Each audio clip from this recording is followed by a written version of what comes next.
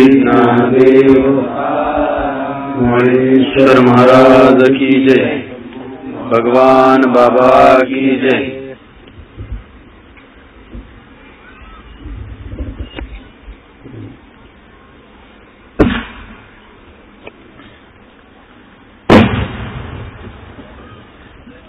कालचा इतिहास आपण ऐकला आणि भारताची सामाजिक परिस्थिती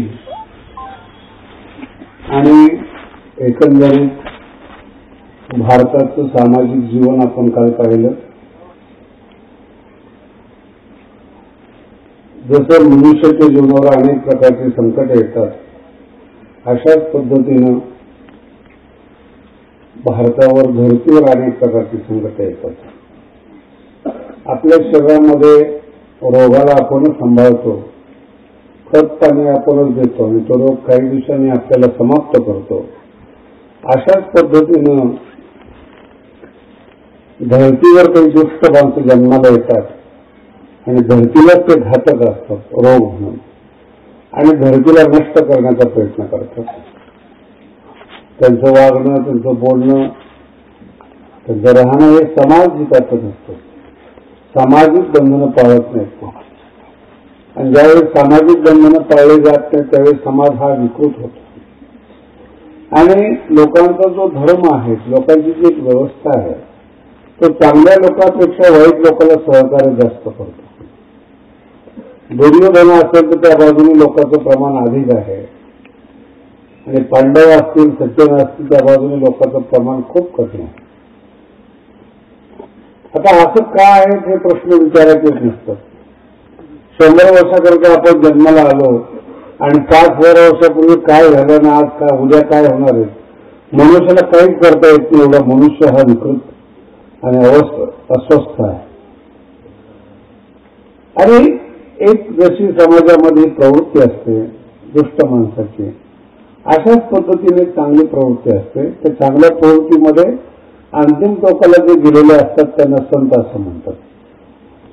विचाराचा अंतिम टोक, ज्ञानाचा अंतिम टोक, वागण्याचा अंतिम टोक। काही माणसाच्या मनामध्ये पाप येतच नाही, पाप करू वाटत नाही, आणि काही माणसाच्या मनामध्ये पुण्यच येत नाही। गावामध्ये सुद्धा असे काही दिने धोरण असतात, काही धृतराष्ट्रासारखे असतात, काही सज्जन असतात, गरीबात गरीब राहून सुद्धा दान धर्म, धर्मावर श्रद्धा या सगळ्या गोष्टी करतात। तर समाजाचं धर्माचं स्थायी रक्षण करण्याकरता मानवी जीवनाचे काही मूल्यवान सिद्धांत फार गरजेचे असतात आणि ते ग्रंथानं समाजाचे जीवन स्थायी होत, स्थिर होतं। मग भगवान श्री ज्ञानोबांनी या सगळ्या गोष्टीचा आढावा घेऊन ज्ञानेश्वरीला सुरुवात केली। ज्ञानोबांचं व्यक्तिमत्व जे आहे ते तुम्हाला काल सांगितलं नाही। महाभारताचं जीवन आणि आत्ताचं जीवन सांगितलं। ज्ञानोबा खूप किचकट व्यक्तिमत्वाचे धनी आहेत, अतिशय अवघड व्यक्तिमत्व ज्ञानोबांचे। तुम्ही आम्ही जेवढे जीवन जगतो ना त्याचा विज्ञानाने एक अभ्यास केलेला आहे। सर्वसामान्य माणूस 500 शब्द वापरतो आयुष्यामध्ये। मराठी भाषा बोलणारी जी माणसं असतात ना त्यांना 500 शब्द त्यांच्या बोलण्यातून येतात जातात। त्याची सगळी मराठी 500 शब्दाच्या आत बाहेर असते। एखादा विद्वान असतो, थोडा हुशार असतो, तो 700 साडेसातशे शब्द वापरतो आणि अतिशय प्रखर असतो, श्रेष्ठ असतो, अत्यंत विद्वान म्हणून मानला जातो, तो 1000 ते 1200 शब्द वापरतो आणि शब्द 1 लाखाच्या पुढे प्रत्येक डिक्शनरीमध्ये। एवढे कोणी शब्द वापरत नाही, म्हणजे 1000-1200 शब्द वापरणारा हा विद्वान। ज्ञानोबा शब्द तयार करणारे आहेत, ते 1 लाखाच्या पुढचं व्यक्तिमत्व झालं। म्हणजे सर्वसामान्य माणूस 500 शब्दात जीवन जगतो, थोडासा चांगला शुद्ध बोलणारा 600-700 शब्दात राहतो, विद्वान माणूस 1000-1200 शब्द लक्षात ठेवतो आणि डिक्शनरीमध्ये 1 लाख शब्द आहेत, त्यातले शब्द कमी पडतात म्हणून नवीन शब्द तयार करणारे ज्ञानोबा असतात। शब्द कैसा घडीजे शब्द तयार करणं फार अवघड आहे, एवढं सोपं नाही येते. आणि शब्दाला व्यवस्थित अर्थ देणं, शब्दाला अलंकार चढवणं, शब्दाला प्रभाव करणं हे सर्वसामान्य माणसाच्या बुद्धिमत्तेच्या पलीकडचं आहे. ज्ञानोदय शब्द घडवणार आहेत, शब्दाला अलंकार देणार आहेत, शब्दाला भाव देणारे आहेत. आणि त्याच्या नियमामध्ये 1,00,000 शब्द सुद्धा प्रवासी ज्ञानोबाला कमी पडतात. असं व्यक्तिमत्व असल्यामुळे ज्ञानेश्वरी समजायला अवघड जातं. कोणत्या शब्दाचा काय अर्थ आहे ते आपल्याला कळतच नाही. आणि शब्दाचा अर्थ दुर्बोध झाल्यामुळे ज्ञानोबांच्या नीट आशय आपल्याला कळत नाही. आणि ते थोडेफार सांगणारे असतात ते त्यांच्या बुद्धिमत्तेने सांगतात. असं काही जरुरी नाही की ते चांगलंच सांगतील त्यांना चांगलंच कळेल असं काही नाही. जे गुरुमुखातून 2-4 वेळे ऐकलेले असतात, वर्षानुवर्ष त्यात पुढे चाललेले असतात. फारसे नवीन त्यांच्यामध्ये जन्माला येत नाही. आणि म्हणून मूळ ज्ञानोबांचा जो अभिप्राय आहे, तुकोबांचा अभिप्राय आहे, तो समजायला खूप अवघड कठीण होऊन जातो. म्हणून ज्ञानेश्वरी आपल्याला पहिल्यांदा ज्ञानोबांची भाषा अवघड आहे. दुसरी गोष्ट अशी आहे, काही वेळेस अवघड भाषा बोलता येते पण त्याच्यामध्ये अर्थच काही नसतो, अर्थ गहन नसतो, वरवर असतं. अवघड असतं पण असं वरचं असतं. मराठीमध्ये एखादी श्लोक तयार केलेला आहे,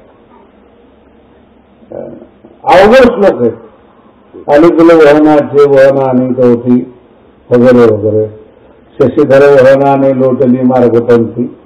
ऐकत असताना तुम्हाला असं वाटेल की ते सर्वातले सिद्धांत सांगतो. शशीधर वहनाने लोटली मार्गपंथी, रविसुत जाता त्यात भोंगवून गेला. रविसुत मही संजय फार दुःखित झाला. कालिदासाचा श्लोक तयार केलेला आहे. त्याच्यात अर्थ अजिबात नाही. एक बाई पाण्याला चालली होती, बैलाला धडक मारली, त्या कानात दुखापत झाली. तुम्हाला वाटतं का असा अर्थ याच्यामध्ये? भाषा बघा लोक आली बोल वहनाचे वहन आणत होती, म्हणजे पाणी आणत होती. आणि शब्दाचा अर्थ आहे भोंगा. भोंग्याच्या कोवर बसतो. अलिकुल वहन म्हणजे पाणी. अलिकुल वहनाचे वहन आणत होती, पाणी आणत होती. शशीधर वहनाने लोटली मार्गपंथी. शशी म्हणजे चंद्र, शशीधर म्हणजे शंकर, शशीधराचं वाहन म्हणजे बैल. लोटली मार्गपंथी, रस्त्याने धडक दिली. भाषा फार अशी उच्च वाटते. कान सुटला तर ते वेगळंच आहे. रवी सुद्धा महेशंगे फार दुःखित झाला. रवी म्हणजे सूर्य, रविसुत म्हणजे कर्ण, कर्ण म्हणजे कान. रविसुत महीसंगे म्हणजे पृथ्वीबरोबर रगडल्यामुळे फार दुःखित झाला, म्हणजे लाल झाला. असं एखादं होतं की बोलणारा जो असतो तो विद्वान असतो असं वाटतं, तर त्याचा अर्थ पाहायला गेला ना तर काहीच कळत नाही. त्याची भाषा कळत नाही, तुझं काय कळत नाही. माऊलीच्या विरोधामध्ये ज्ञानोबा ज्ञानेश्वरीमध्ये अत्यंत अवघड सुद्धा तो सोपे शब्दात सांगतात. आणि जे शब्द लोकांना कळू नये त्याला अवघड भाषा टाकतात. आता गावातले जे कुत्रे असतात ना, एवढे काही रस्त्याने चालताना काही नीट चालतात. ज्ञानोबांनी तो दृष्टांत सुद्धा सुंदर करून ज्ञानेश्वरीचा वापरला. या ग्राम सिंहाच्या ठाई गावातला सिंह. कुत्रा म्हणजे काय? गावातला सिंह. तर लोकांना लक्षात जात नाही, असं कुठल्या तरी काहीतरी सांगत असेल. म्हणजे एक व्यक्ती असा आहे की जो बोलत असताना अवघड बोलतो पण अर्थ नसतो. ज्ञानोबा समाजातले काही अवाच्य सिद्धांत जरी मांडायचे असले तर त्याला सुंदर शब्दामध्ये मांडतो. आणि तुम्ही आणि सर्वसामान्य माणसं असं आहे की सरसकट सगळं काय बोलायचं त्याचं ध्यानच राहत नाही. तुकोबाराला काय म्हणायचं, ज्ञानोबाला काय म्हणायचं, एखाद्या सिद्धांताने चांगलं सांगितलं काही कळत नाही आपल्याला. आपल्याला फक्त सुखी राहावं आयतं खावं आणि जास्तीत जास्त कमी परिश्रमात पैसा कसा मिळावा, तर 3 सिद्धांताच्या अतिरिक्त आपलं जीवनच नसतं. ज्ञानोबांची भाषा सभ्य आहे. बोलत असताना सुद्धा असं गोड बोलतात. आणि जितकं तुम्ही ज्ञानोबांचा अभ्यास कराल ना, तसं तुम्हाला वेगळ्या विषयामध्ये गेल्याचा भास होतो. आणि सगळ्यात महत्वाचा सिद्धांत तुम्हाला सांगतो, ज्ञानोबांच्या जगतामध्ये कोणताही व्यक्ती मरत नसतो. ज्ञानोबांचं जग आहे शब्दाचं, आणि शब्दाच्या जगामध्ये आजपर्यंत कोणताही माणूस मेलेला नाही. नीट समजून घ्या बरं का. अजरामर होणं म्हणजे काय, चिरंजीव होणं म्हणजे काय, हे ज्ञानोबांचे जे शब्द जगत आहे ना, याच्यात माणूस कधी मरत नाही. म्हणून ज्ञानोबा ज्यावेळेस ज्ञानेश्वरी लिहितात त्यावेळेस त्यांना जिवंत असलेलेच माणसं प्रतिस्पर्धी आहेत असा अर्थ होत नाही. ज्ञानोबांच्या पूर्वी जे विद्वान झालेले आहेत त्यांनी जे जे सांगितलं आहे त्याच्यापेक्षा वेगळं आणि सुंदर मानता आलं तर तो विद्वान, आणि त्याने जर डुप्लिकेट केली तर दखल केली तर तो सर्वसामान्य माणूस. तुम्ही आम्ही ज्यावेळेस एखादं विवेचन करतो, विश्लेषण करतो, एखादा सिद्धांत सांगतो, कुठल्या तरी कीर्तनकाराचा, कुठल्या तरी साहित्यिकाचा, कुठल्या तरी पुस्तकातला आपण ऐकलेला असतो, आणि तो जेव्हा आपण लोकांना सांगतो तो लोक फार प्रभावित होतात. पण तो चोर अजरामर होत नाही, कारण की त्यांनी वाङ्मयाची चोरी केलेली असते. हे आमचं जग आहे बरं का. वाङ्मयाची चोरी, जसं पैशाची चोरी करतात तसं आमच्यामध्ये सिद्धांताची चोरी करणारे लोक आहेत.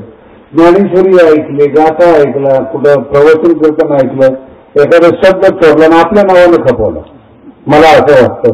तो असते एखाद्या साहित्यिकाचा, ती असते एखादी म्हण असते, एखाद्या पुस्तकातून सांगितलेलं असतं. पण ते कोणाचं आहे हे विद्वान लोकांना अगोदरच माहिती असते. पण वेद काळापासून आजपर्यंत एक शब्दाचं जग आहे. त्या जगामध्ये विकास झालेला आहे. पहिला विकास आहे ऋषीमुनींचा. त्यांनी संस्कृतमध्ये उपनिषद लिहिलेले आहेत. त्या तिथपर्यंत सगळे ऋषीमुनी होते लिहितपर्यंत. त्यानंतर विकास झाला श्रुतीशास्त्र पुराणांचा, व्यासांनी ते ग्रंथ तयार केले. त्यानंतर आपल्या भारतामध्ये जन्माला आलेले कवी, माझं पूर्ण कळतंय ना, कधी ऐकलं नाही हे पहिल्यांदा सगळं तुम्हाला ऐकायला लागतं. आपल्याला सरसकट एका भावात घ्यायची गरज आहे. मग ऋषीमुनी माहिती ना कवी माहिती आपल्याला. मंत्रद्रष्टा असतो त्याला ऋषी म्हणतात. महर्षी व्यासांनी पुराणं लिहिलेली आहेत, महाभारत लिहिलेलं आहे, महाभारताच्या अंतर्गत गीता आलेली आहे. आणि कवी आहेत. कवी म्हणजे कालिदास आहेत, वाग्भट आहेत, महर्षी आहेत, मोठे मोठे कवी लोक आहेत. आणि मग या कवितेचं काय आहे, एक वेगळं जग आहे. कविता जे असते ते आकारानं आणि ऐकायला फार सुंदर वाटतं.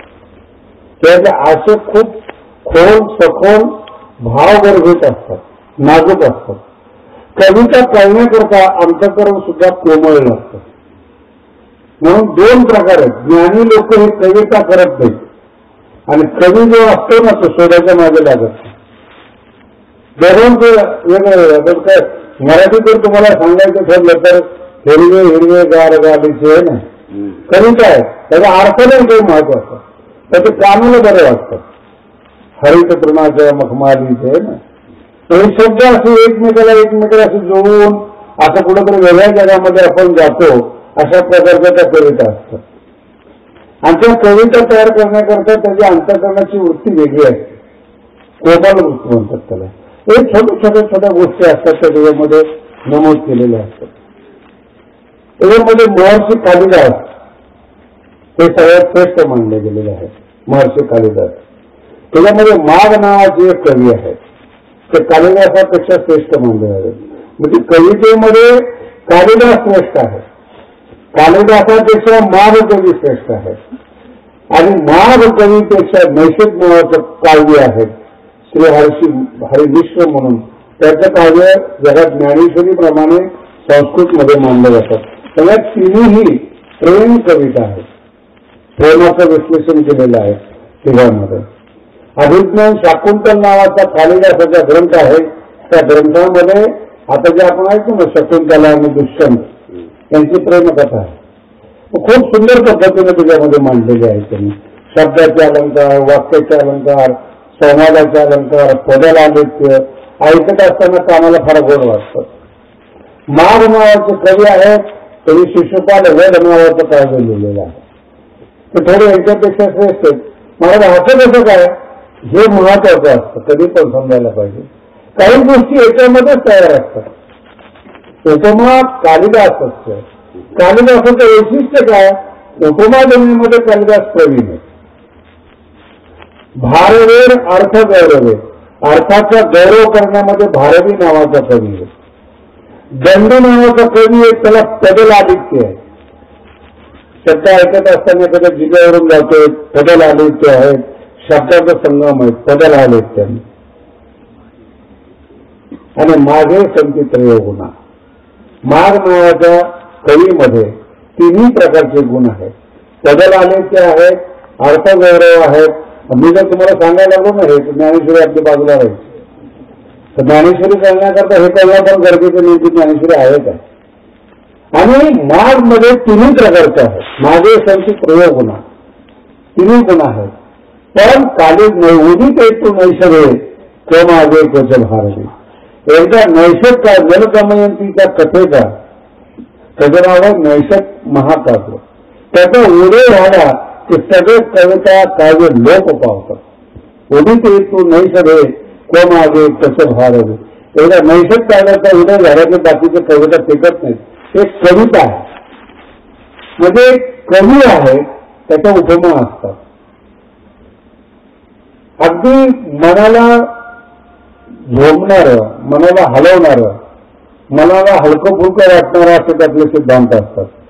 आणि याच्या आत्ताच्या भाषेत जर तुम्हाला उदाहरण द्यायचं असलं ना, एकदम सोप्या भाषेमध्ये, तर या टीव्हीवर ज्या काही मालिका असतात ना, ते काही काही संन्यासी लोकांना फार चांगलं नाही वाटत. आणि लहान पोराला काही बरं वाटत नाही. लहान पोराला असं मार झाड भिशीन जाय असं तर बरं असतं.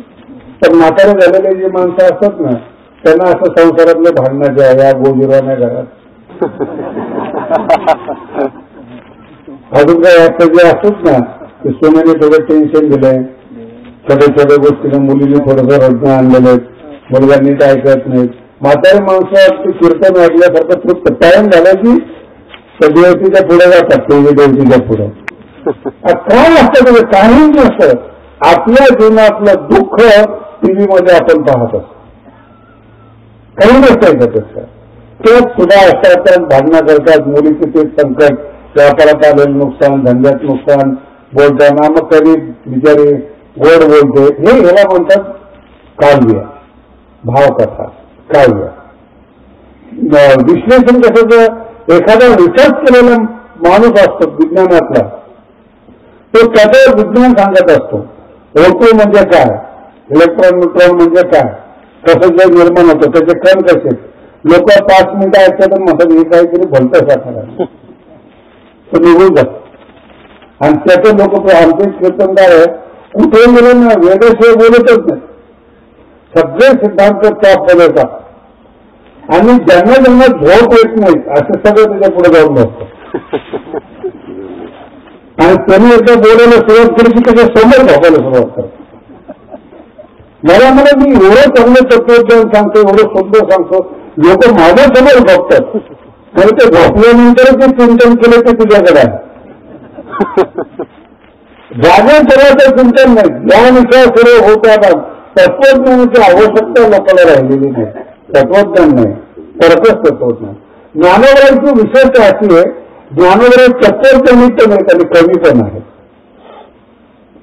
ज्ञानोबर कधी कधी बोलताना अतिशय सुंदर बोलतात, भाव कवितेप्रमाणे बोलतात.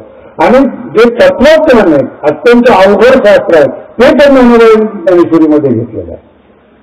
सृष्टीची उत्पत्ती सुद्धा ज्ञानोबरांमध्ये आहे आणि संसारातले सुखदुःख सुद्धा ज्ञानेश्वरीमध्ये आहे. भाषा पण ज्ञानेश्वरीमध्ये आहे, बोलणं पण ज्ञानेश्वरीमध्ये आहे. अगदी वेगळ्या भाषेत जर सांगायचं ठरलं, नवरसी भरवी सागरू, नवरसाने तृप्त असे ज्ञानेश्वरी, सागर ज्ञानेश्वरी नवरसाचे. कधी कधी ज्ञानोबराय हसवतात, कधी कधी ज्ञानोबराय भावगर्भित करतात, कधी कधी ज्ञानोबराय शृंगारीत बोलतात, कधी कधी ज्ञानोबराय शांत बोलतात. विशेष करून शांत रसाकडे ज्ञानोबरायांचा भर आहे. पण एकदम शांत रस सांगितलं तर माणसं झोपते. म्हणून नवरस त्याच्यामध्ये आलेले. साहित्य सोनियाची खाणी, साहित्य सोनी आलेले आहे. भावार्थाचे डोंगर त्या ठिकाणी आले. काही काही अर्थ लावण्याकरता फार त्रास होतो. अशा ज्ञानोबरायांच्या व्यक्तिमत्वामध्ये दोन्ही गुण एकत्रित आलेले आहेत. ज्ञानोबराय कवी पण आहेत, गौरवी पण लिहितात आणि ज्ञानोबराय तत्वज्ञान पण सांगतात. आणि हे दोन समजणं सर्वसामान्य माणसाला फार अवघड आहे.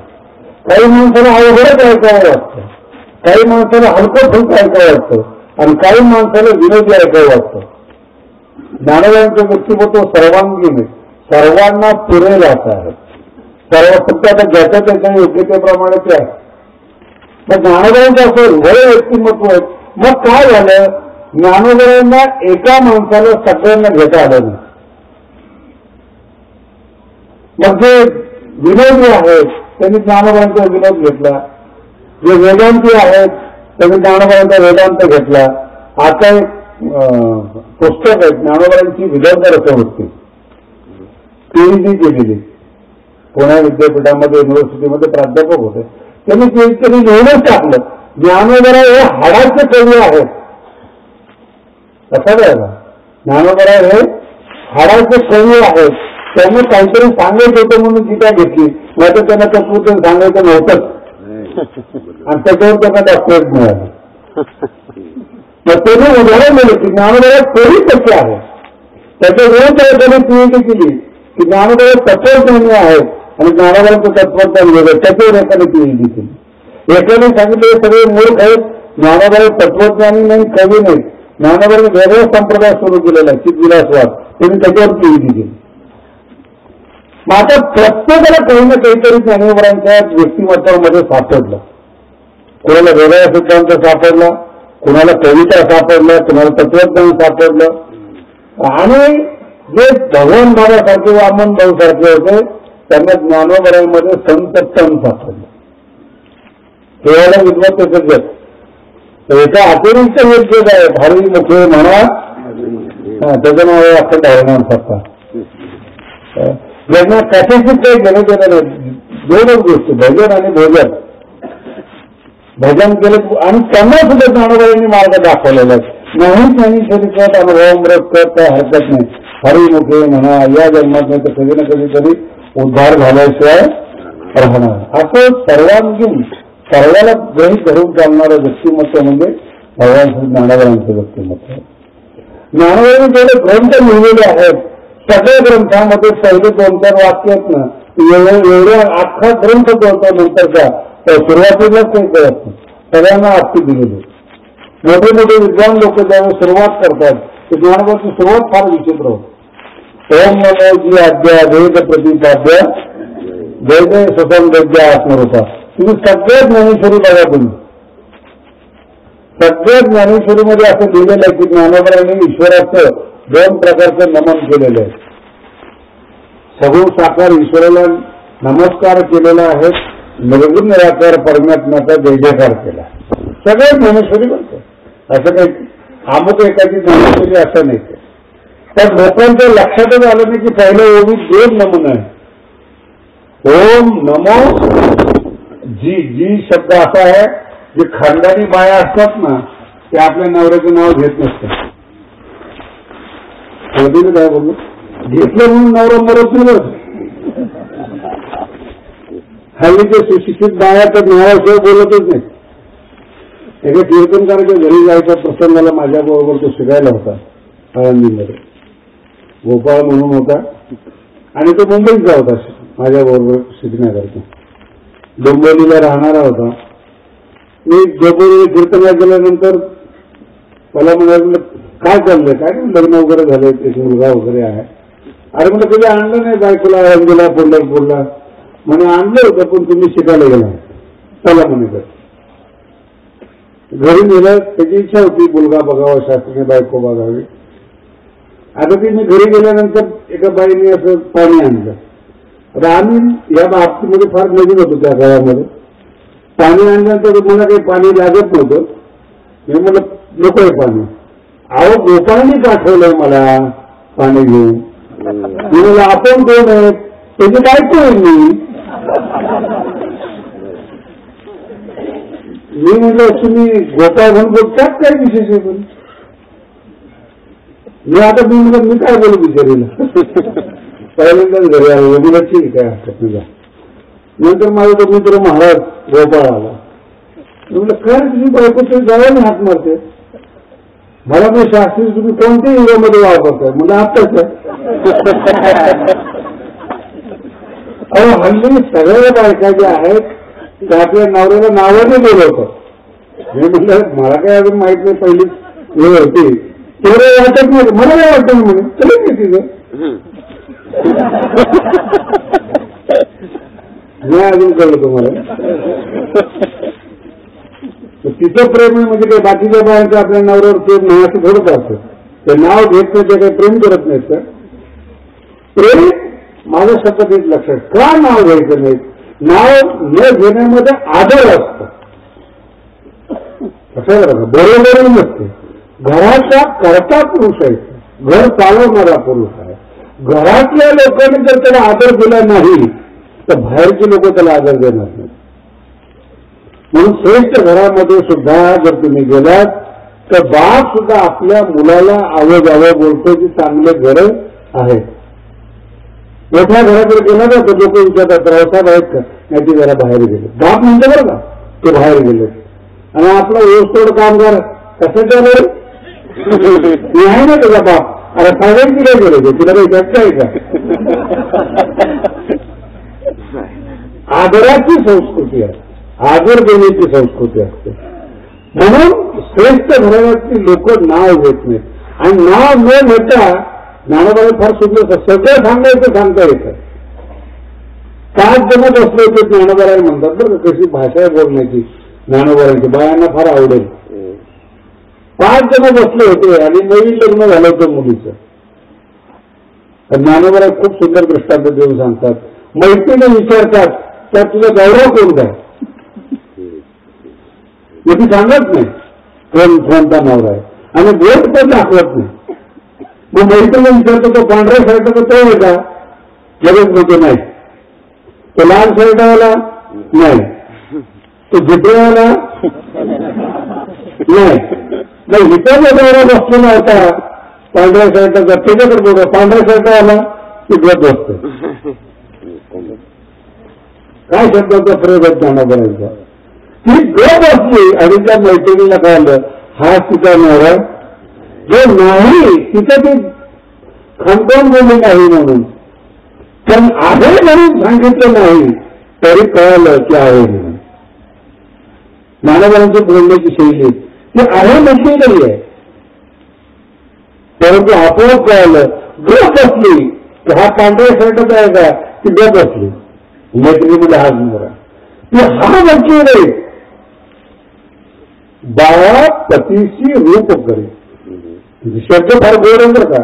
कोण करेल रे बाळा कन्या जी असते ना 10 वर्षाच्या आतली मुलगी जी असते ना ती आपल्या नवऱ्याला न बोलता रूप करत असते.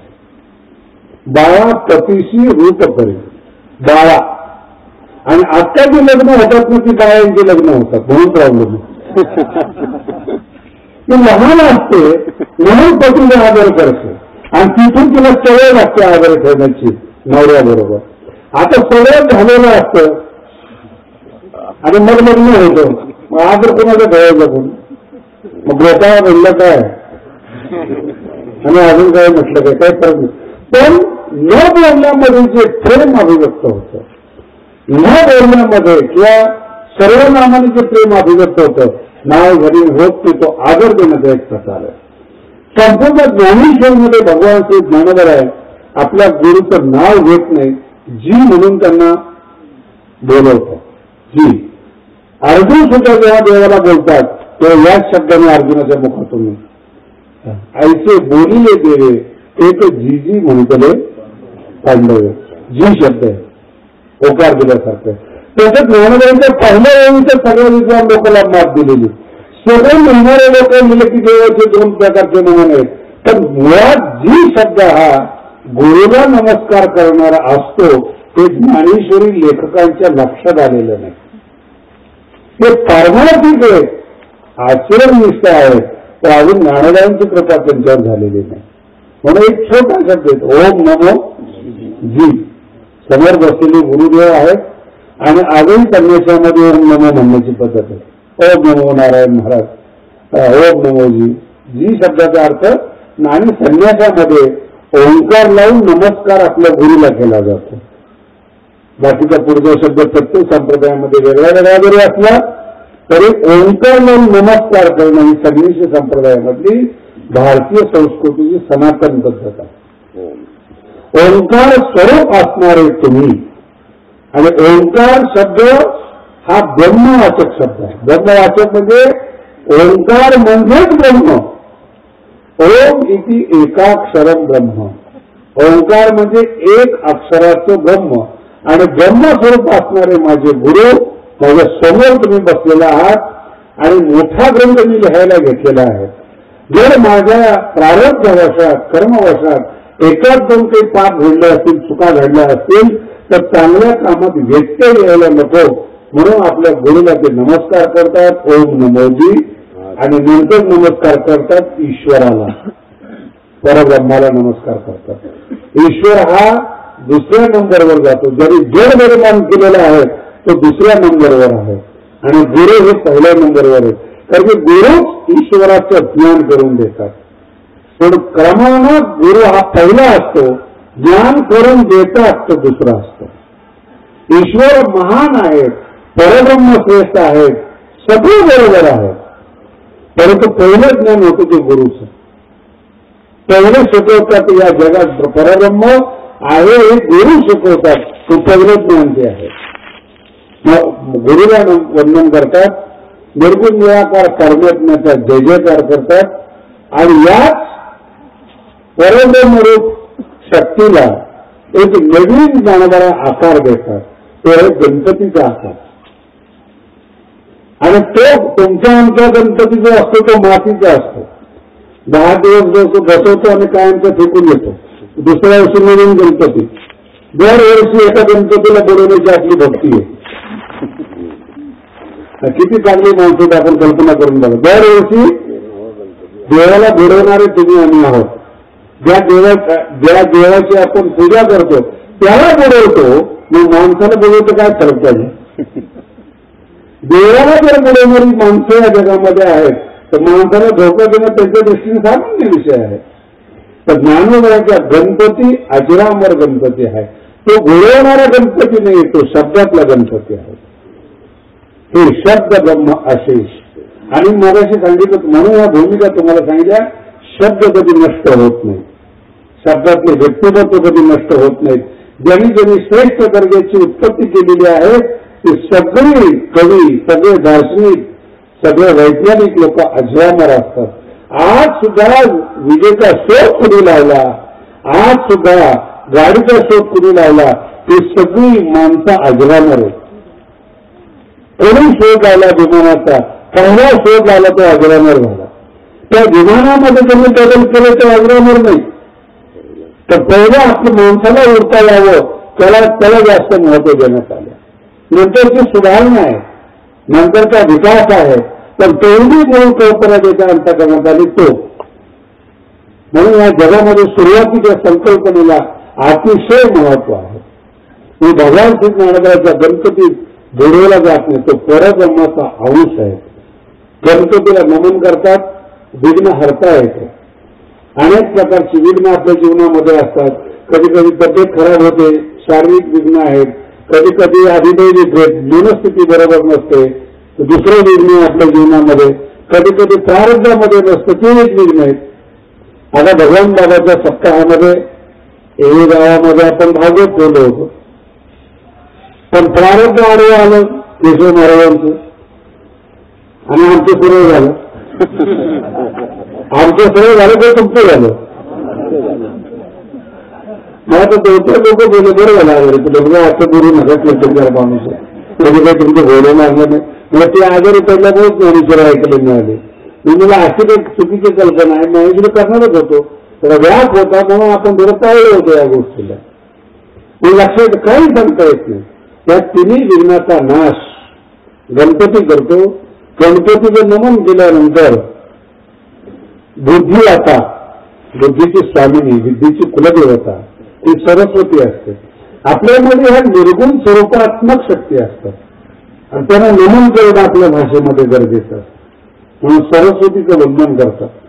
सरस्वतीचं वंदन केलं तर पुन्हा गुरुला शरण जातं. मगर रवी सद्गुरु जनी तारिला संसार पुरू, म्हणून विशेष अत्याधर विवेक असेल. ही फार अवघड कळायला. अगोदर गुरुचा नमस्कार केला, नंतर गणपतीचं रूपक केलं, नंतर सरस्वतीचं वर्णन केलं, पुन्हा मगर रवी सद्गुरु म्हणण्याची काय गरज आहे? दिसायला ही वेगळी सोपी दिसते, त्याचा अर्थ खूप गंभीर आहे. पण सगळे श्रद्धावाने ज्ञानोबाला मानणारच म्हणून अर्थ सांगतो, नाही तरी शक्यतो यावेळीचा अर्थ बाहेर कधी सांगत नाही. गुरुचं वंदन केलं, गणपतीचं वंदन केलं, सरस्वतीचं वंदन केलं आणि मग त्यांनी सांगितलं मगर देई सद्गुरू. याचा अर्थ या सगळ्याचं वंदन केल्यानंतर मी पण सद्गुरू युक्त आहे, मी पण अधिकारी आहे. आणि देवाची, सरस्वतीची आणि गुरुची कृपा झाल्यानंतर माझ्यामध्ये मनुष्यत्व राहिलं नाही, देवत्व आलेलं आहे. आणि इतका सुंदर ज्ञानोबांनी दृष्टांत दिलेला आहे, इतक्या वेगळ्या वेगळ्या पद्धतीने दिलेले ज्ञानोबांनी दृष्टांत. गरीबातला गरीब मनुष्य आहे, तो मनुष्यच आहे. अचानक त्याच्या हातामध्ये चिंतामणी आला. त्या चिंतामणी आलेला होती. मग आता मला सांगा, चिंतामणी त्याच्या हातामध्ये आल्यानंतर तो गरीब राहिला का? तो बदलला. ज्ञानोबा म्हणतात जीव दशा सर्वत्र होती, तर गुरुच्या आणि परब्रह्माचा साक्षात्कार झाल्यानंतर मी आता सामान्य जीव राहिलेलो नाही, पूर्णकाम झालेलं आहे. आणि पूर्णकाम शब्दाचा अर्थ संत. ज्ञानोबा कोण आहे? आणि अगोदर सांगितलं की माझा ग्रंथ हाताळायचा असेल तर मी सुद्धा कोण आहे हे तुमच्या लक्षात आलं तर पुढचा अर्थ कळेल. कैसा मी पूर्णकाम सूर्यवृत्ती ज्ञानदेव म्हणे. म्हणून गुरुच्या प्रत्येक पूर्णता असेल, ईश्वराच्या साक्षात्काराने पूर्णता असेल, पण ती पूर्णता माझ्यात आलेली, मी देखील या जगात संत झालो, हे ग्रंथ सुरू करण्याच्या अगोदर ज्ञानोबांनी आपला अधिकार यावेळीतून प्रगट केला. ज्याच्या हृदयामध्ये श्रीगुरु नाही त्यांना पुढची ज्ञानेश्वरी कळणार नाही. ग्रंथ करता सांगतो की माझ्या हृदयात सद्गुरू म्हणून मी संत आहे, पुढची ज्ञानेश्वरी सांगतो. आणि ऐकणारे जर नास्तिक असले, परमार्थ द्वेषी असले, ईश्वराला न मानणारे असले, ज्ञानोबानंतर जमणार नाही. कारण की आमच्या दोघांचं सूत्र बसणार आहे. मी हृदयामध्ये गुरुचं निवासस्थान ठेवणार आहे आणि त्याच्यामुळे गुरुचा प्रसाद अपुरता आहे. आणि ज्याने आयुष्यात गुरुच केलेला नाही, गुरुच नाही केला, त्याला काय अर्थ कळणार आहे? म्हणून कधी कधी ज्ञानेश्वरीचा अर्थ लावत असताना सुद्धा आपल्या जीवनातून ह्या घटना घडतात. आता ज्ञानोबा आहे, पुढचा विषय फार महत्वाचा आहे. या जगातलं सगळ्यात सार ग्रंथ म्हणजे महाभारत आहे. वेद, उपनिषद या सगळ्यांचं मंथन करून एकच ग्रंथ जो तयार केला त्याचं नाव आहे महाभारत. आणि महाभारतामध्ये 1,00,000 श्लोक आहेत. 1,00,000 श्लोक आहेत महाभारतामध्ये. आणि महाभारताची विशेषता अशी आहे, सांगणारे व्यास आहेत, लिहिणारे गणपती. हे फार अवघड आहे. गणपतीला नमन केल्यानंतर महाभारताची विशेषता आहे, लिहिणारे गणपती आहेत. आता सगळ्या जगाचा त्यांनी तपास केला व्यासांनी, लेखक सापडेना. तरी लेखक पण तितक्या पद्धतीचा पाहिजे. लेखक जर अडाणे असेल, सांगणारा फास्ट असेल ना, दोघांचं सूत्र जमत नाही. आपल्यामध्ये संध्याकाळी पोटी सांगतात बाबांचं चरित्र, बघितलं का तुम्ही? एवढी पूर्ण ऐकल्याचा अर्थ सुरू होतो. खेडेगावामध्ये बघा रामायण सांगतात. मी तर 5-6 वेळा रामायण ऐकले खेडेगावामध्ये. मला त्या वेळा स्थित करतो, अर्थ कळतो. अशी गोळी सांगितल्या लगेच अर्थ सांगायला सुरुवात करतो आणि एक गोळी वाचतो आणि एक गोळी सांगतो. समाज समोर लक्ष्मी शक्तीला बसलेला असतो. होश एक तर असं होतं की त्या सीटून उठून उभारायचा रावड्या कुठे येतो असं म्हणून रामायण सांगतो का खूप त्याला मारायला रावड्याला काय म्हणजे ते वाचण्याची आणि याची पद्धत होती. दोघांचं संयुक्त जमलं पाहिजे, दोघांची एकता झाली पाहिजे. मग गणपतीला निमंत्रण केलं व्याख्याने की तुम्ही माझा ग्रंथ द्यावा. गणपतीला अपमान वाटला. मी देवता आहे तर मी काही लेखकाचं काम करू का? आपण नाही म्हणता येत नाही, आपण वरदान देऊन चुकलो. मग गणपतीने सांगितलं माझी लेखणी जिथं थांबली तिथं मी उठणार, तेवढे मान्य. आणि मग गणपती लिहायला बसले आणि व्यासांनी सांगायला सुरुवात केली. असं सांगता सांगता विषय बदलायचा असला ना तर एक खूप श्लोक निवडून द्यायचे आणि त्याच्यामध्ये टाकायचे आणि खूप श्लोक टाकला की त्याचा अर्थ कळायला वेळ लागायचा. वेळ लागेल परंतु दुसरा अर्थ तयार करून ठेवायचे. असे महाभारतामध्ये 8,800 श्लोक आहेत आणि व्यासांनी स्वतः लिहिलेले महाभारतामध्ये हे जे 8,800 श्लोक आहेत हे फक्त 2 लोकांना माहिती आहे. एक मला माहिती आहे आणि एक माझ्या पोराला म्हणजे सुखदेवाला माहिती आहे. संजयला माहिती का नाही मला माहिती. संजय व्यक्ती वानवा म्हणजे इतकं अवघड श्लोक आहेत महाभारतामध्ये 8,800 श्लोक. आणि त्या महाभारताचं सार 18 अध्यायाची गीता आहे. ज्ञानोबांनी त्याला तूप असं म्हटलेलं आहे. सगळा शब्दसंसार मंथन केल्यानंतर त्याचं दही तयार झालं. दह्याचं महाभारताच्या रूपाने लेणी तयार झालं आणि लेण्याचं जे तूप झालं त्याचं नाव आहे गीता. आणि एकदा तूप तयार झालं ना मग ते आंबट होत नाही, खराब होत नाही. तसं श्रीमद भगवद्गीताची 18 अध्याय जी आहे ती संपूर्ण जगातल्या शब्दशास्त्राची तयार केलेली तुपाची धार आहे. तूप आहे हे वैशिष्ट्य. आणि तुपामध्ये सुगंध असतो तसं गीतेचा सुगंध आहे. आज संपूर्ण जगामध्ये सगळ्या भाषेमध्ये गीतेचा अध्ययन केलं जातं. विज्ञान एवढ्या मोठ्या प्रमाणामध्ये आहे तर आजपर्यंत विज्ञानाने गीतेचं खंडन केलेलं नाही. कुठल्याही सिद्धांताचं खंडन केलेलं नाही. हे वैशिष्ट्य जीवनामध्ये.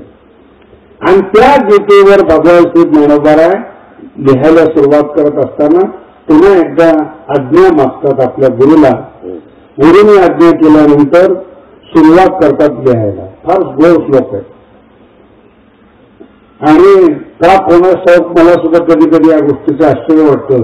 भारतीय तत्वज्ञानाचा प्रारंभ एका आंधळ्या माणसाकडून झालेला आहे. धृतराष्ट्र शब्द काय आहे? नाव काय राजाचं? धृतराष्ट्र. राष्ट्र ज्यांनी धारण केलेलं आहे तो धृतराष्ट्र. राजा जो आहे तो राष्ट्र धारण करत असतो. राजा जो असतो तो सन्माननीय असतो.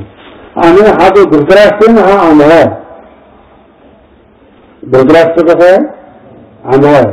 आणि भारतीय तत्वज्ञानाची सुरुवात आपण म्हणतो ना कधी कधी देवाचं नाव घेऊन करावं, काहीतरी चांगल्या कर्माने करावं किंवा तोंड गोड करावं. हिता असं नाही तत्वज्ञानामध्ये. आंधळ्याने सुरुवात केलेली. तर आंधळ्याने काही तत्वज्ञान विचारलेलं नाही, भानगडीचे प्रश्न विचारले.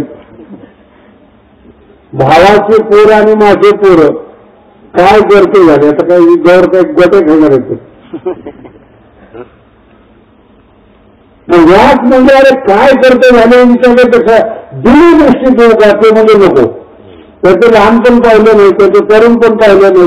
ते मारामारीसाठी कुरुक्षेत्रावर गेले त्यांचे काही मडे बघत असू का?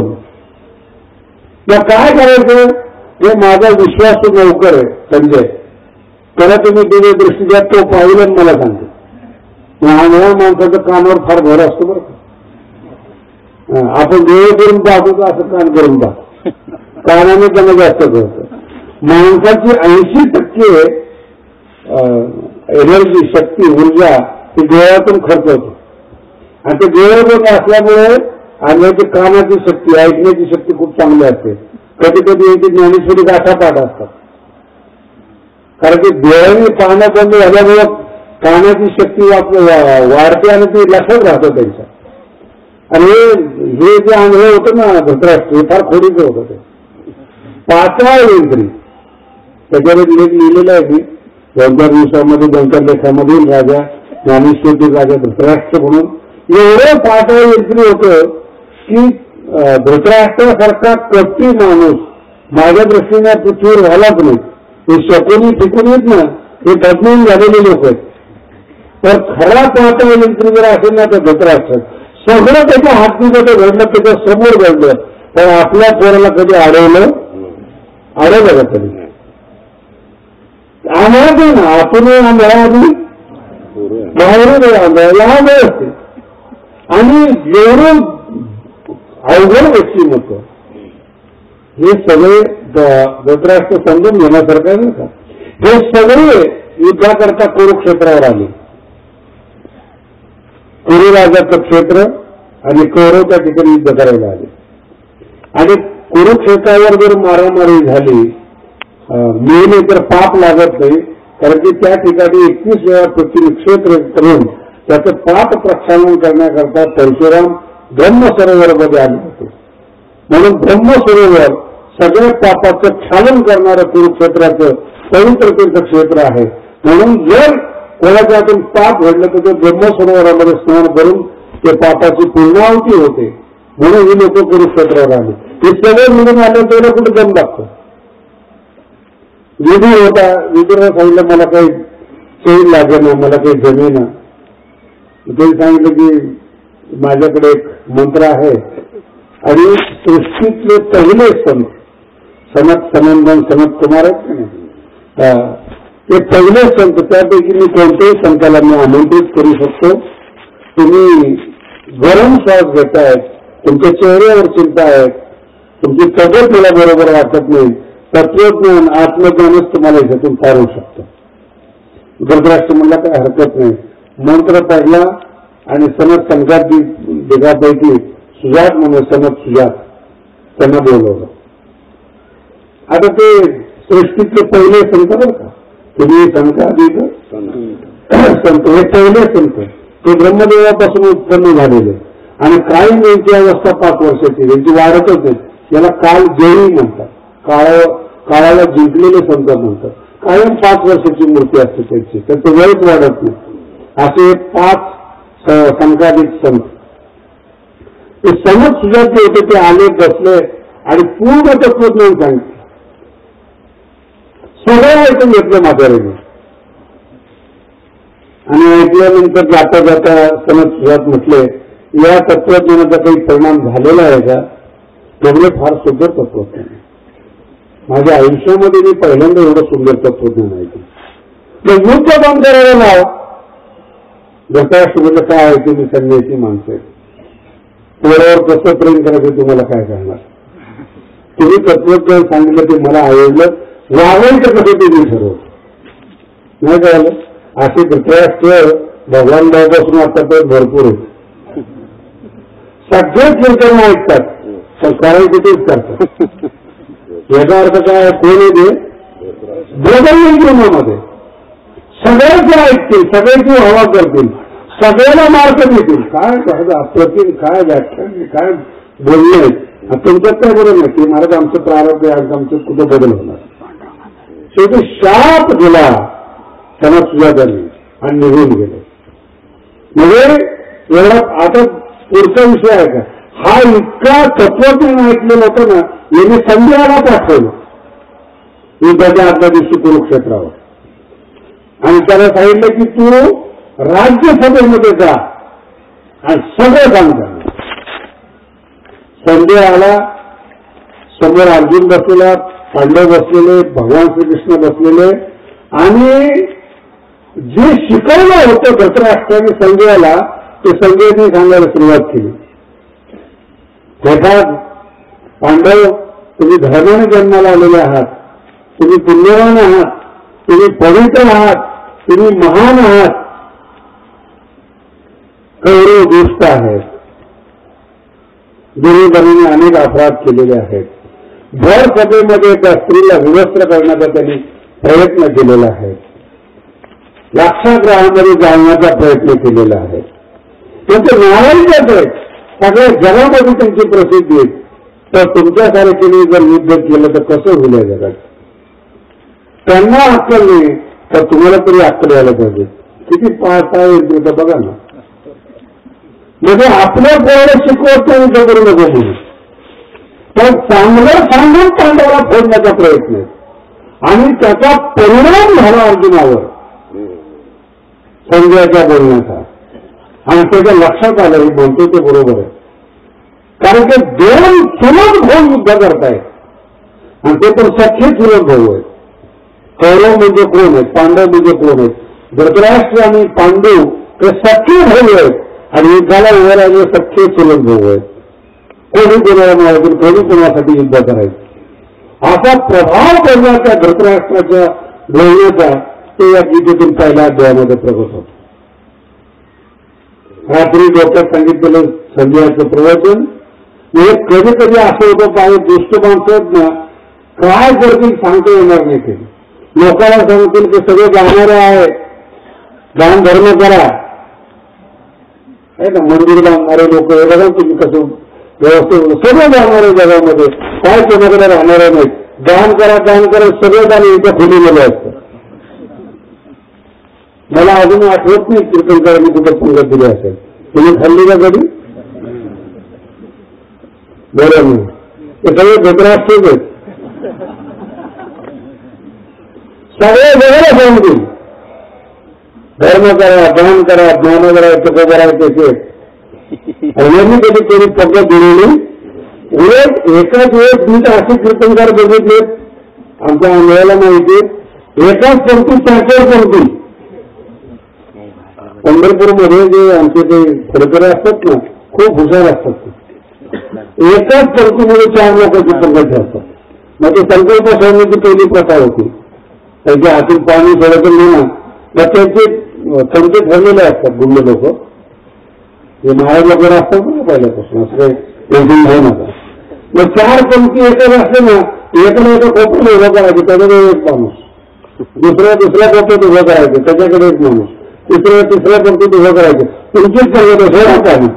एकाच पंक्तीत तुम्हाला पाणी सोडायला होतात, तर ते एका चौथ्यात 2 पंक्ती खिशात.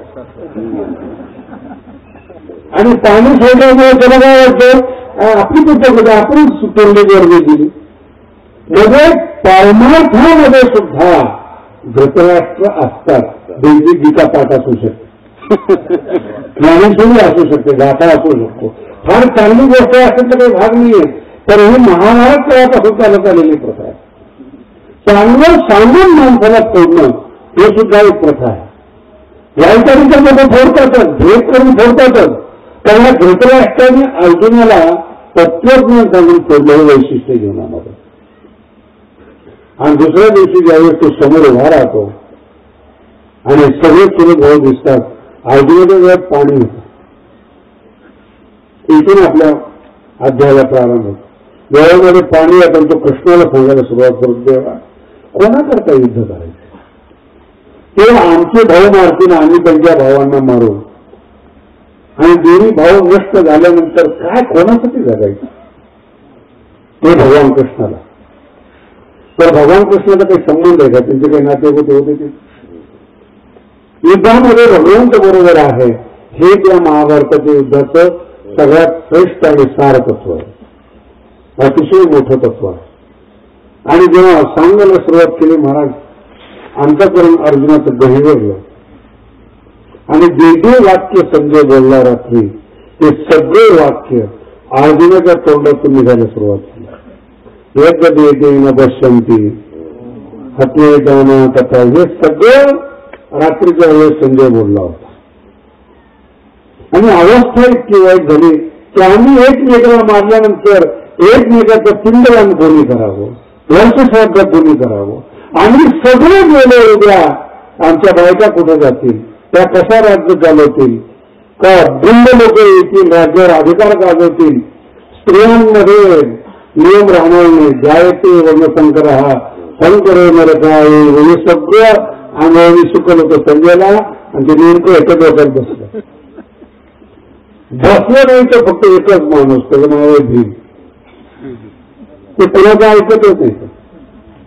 कोणाला फक्त स्टार्ट व्हायची इच्छा होती, आरंभ झाला की एखादा आणतो. म्हणून महाभारतामध्ये 100 कौरव अर्जुनाने मारले नाही, फक्त भीमाने मारले. महाभारताचा खरा नायक, खरा योद्धा हा भीम. त्याला तत्वज्ञानाची गरज नाही, काही नाही. फक्त एकच व्यक्तीला मानवतं, ते म्हणजे भगवान कृष्ण. आणि त्यांनी सांगितलं मी याला मार, की त्याची याची ओळख असो नसो नाही कळलं. असे भगवान दादाच्या सानिध्यात माणसं होते म्हणून भगवानगडाची स्थापना झाली.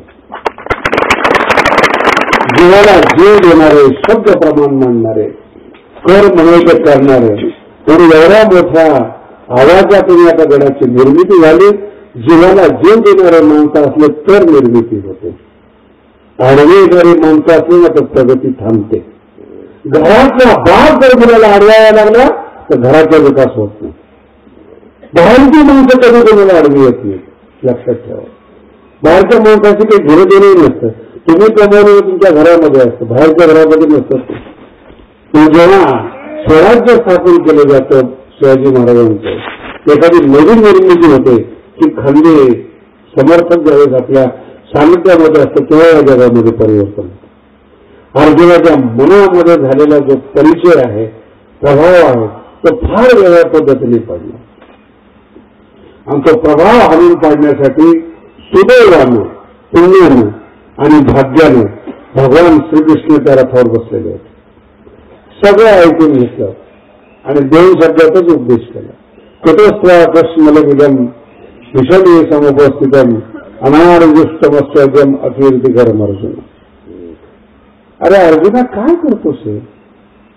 हे भाऊ आहेत, हे काका आहेत, हे मामा आहेत, यांचा काही तुला अगोदर परिचय नव्हता का? आता समोरासमोर झाल्यानंतर काही एकमेकाची ओळख झाली का? तू गुरु द्रोणाचार्याला ओळखत नाहीस का? भीष्माचार्याला ओळखत नाही? कुठल्या माणसाची तुझी? तुला युद्ध करायचं नव्हतं तर करायला का लावलं? तुझ्यावर आधारित युद्ध आहे. तू जर नाही म्हटला असता युद्ध तयार झालं नसतं. पांडवाच्या लोकांनी तुझ्यावर विश्वास ठेवलेला आहे, तर आपल्यांचा विश्वासघात करू नको. अर्थ कळाला? कारण तू तयार झाला म्हणून युद्ध आहे. आपल्यांचा विश्वासघात करू नका. आपलेच आपल्याला सांभाळणारे असतात. त्यांना जर तुम्ही मातीत घातलं तर काही दुसरे बाहेरचे तुम्हाला काढणार आहेत. भगवान श्रीकृष्णाने 2 शब्दांमध्ये सांगितलं. तर ते धृतराष्ट्र असा डोक्यात बसला होता ना अर्जुनाच्या, तो काही करता निघेच ना. आणि भगवंताला सांगितलं, देवा सगळ्या राज्याचा भोग घेतलेला आहे मी, सगळ्या ऐश्वर्याने भोगलेले संन्यासी हवा असं मला वाटतं. भिक्षा मागितलेली घरी, परंतु मला आता हे युद्ध परवडत नाही. हातातलं धनुष्य माझं गळून गेलं, शरीरामध्ये कंप सुरू झाला, कंप. आणि मला काय आता हे धीर धरविना देवा. आणि मग भगवंताच्या लक्षात आलं धृतराष्ट्राचं विष प्रमाणापेक्षा जास्त चढलेला. आणि मानवी जीवनात एक लक्षात ठेवा, सगळे माणसं चांगली त्या जगामध्ये. वाईट माणसाचं बोलणं ऐकल्यामुळं आपला मेंदू खराब होतो, म्हणून एकांतात तुकोबारायला जावं लागतं. सगळी माणसं चांगली त्या जगामध्ये. कोणाला कोणाच्या विचाराच्या प्रभावाखाली तुम्ही वागता, आपली बुद्धी घाण ठेवता, म्हणून तुम्ही त्यातून मुक्त होत नाही, त्यातून बाहेर पडत नाही. स्वतःची बुद्धी न वापरता जेव्हा तुम्ही ऐकलेलं असतं तो सांगणारा कसा आहे, चांगला का वाईट आहे, तो प्रभाव तुमच्यावर पडतो आणि तुमचं जीवन बद्ध केलं जातं. भगवंताच्या लक्षात आलं की धृतराष्ट्राचं विष अर्जुनाच्या डोक्यामध्ये भिनलेलं आहे, ते काढण्याकरता महाऔषधी बाहेर काढावी लागेल. सर्वसामान्य औषधाने दूर जाणार नाही. म्हणून भगवंताने विचार केला आणि इथून पुढे गीतेला प्रारंभ केला. एक 5-10 मिनिटाचा मध्यंतर होईल आणि ज्याला कोणाला उठायचं असेल उठेल.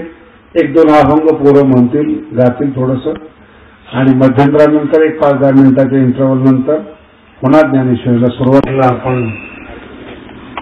इतिहास मिश्रित होतो, इतिहास शिकतो.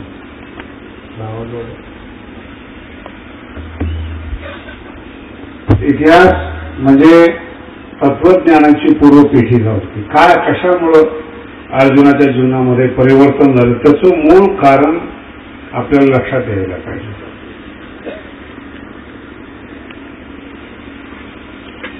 बंद करायचं जनरेटर कसं आहे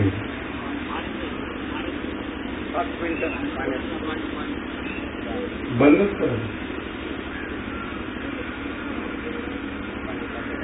सगळे चार.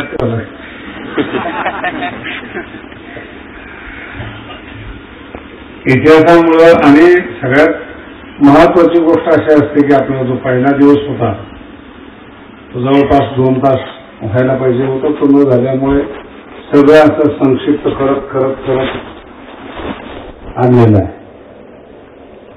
थोडा निर्णय असं बदललेला आहे. सगळी ज्ञानेश्वरी जरी आपल्या पुढे नाही म्हणता आली तर संत वतीने इथून पुढे तुम्हाला ज्ञानेश्वरी कळावी हा प्रत्येकाचा हेतू आहे. आणि मला तरी असं वाटतं आता ही जर परंपरा पडली शास्त्रीय ज्ञानेश्वरी सांगावी तर पुढचा गावाला काही दुसरा महाराज बोलवणार नाही. तुम्ही ज्ञानेश्वरी सांगावी म्हणून एकदा संपवण्यापेक्षा बस खाली नाम देऊ म्हणून असं एक चांगल्या पद्धतीने आणि प्रशिक्षित पद्धतीने असलेले बरे. दुसऱ्या अध्यायामध्ये जो अपूर्ण ठेवलेला सिद्धांत होता तो पुन्हा एकदा जरा संक्षिप्त रूपाने समजून घ्या. संक्षिप्त सांगितला होता. माणसं आपल्या बुद्धीने वागत नाही, कोणाचं तरी ऐकतात. भगवंताला जी चीड आहे ती या गोष्टीची चीड आहे. कोणावर तरी विश्वास ठेवण्यापेक्षा संतावर तुम्ही विश्वास का ठेवत नाही. अर्थ कळाला का तुम्हाला? कोणीतरी तुम्हाला सांगता आणि तुम्ही ऐकता. त्याने सांगितलं आमचा वैद्य चांगला, त्यांनी सांगितलं आमची औषधी चांगली, त्यांनी सांगितलं आमचं चांगलं. आणि आपण सर्वसामान्य जिवंत असणाऱ्या अज्ञानी माणसावर विश्वास ठेवतो आपण. परंतु जे संत आहेत ज्यांना ईश्वर साक्षात्कार आहेत त्यांच्या शब्दाचं आपण आचरणच करतो. तुम्ही अजून सुद्धा बघा मार्केटिंग मध्ये म्हणतो ना, मार्केटिंगचे काही सिद्धांत आहे. वस्तूचं वर्णन करा कशी असली तरी ती त्याचं नवीन रूप. म्हणजे आता हल्लीच्या काळामध्ये ऍडव्हर्टाईज येतात ना, कुठेही गेलं बघा तुम्ही 4,000 कोटी रुपये अशा कामाला भारत दरवर्षी खर्च करतो ज्याचा काहीही उपयोग त्या माणसाला होत नाही. किती? 4,000 कोटी रुपये अशा ठिकाणी खर्च होतात की जिथं कधी ज्ञानामध्ये एक ओवी लिहिलेली, जैसे काळे गोरे पण धुतले फिटवलेले. काळे पण कधी गोरे होत नाही आणि फेअर अँड लवली विकल्याशिवाय राहत. कोणाचा ऐकता तुम्ही? ज्ञानवाण्यांचा ऐकता का इतरांचा ऐकता? तुम्ही अभ्यास करून बघा या गोष्टी. कारण किती पावडर वापरले. जर मला सांगा जुन्या काळामध्ये शेतीच्या वेळेस किंवा काय कोण वाजवत तरी शेती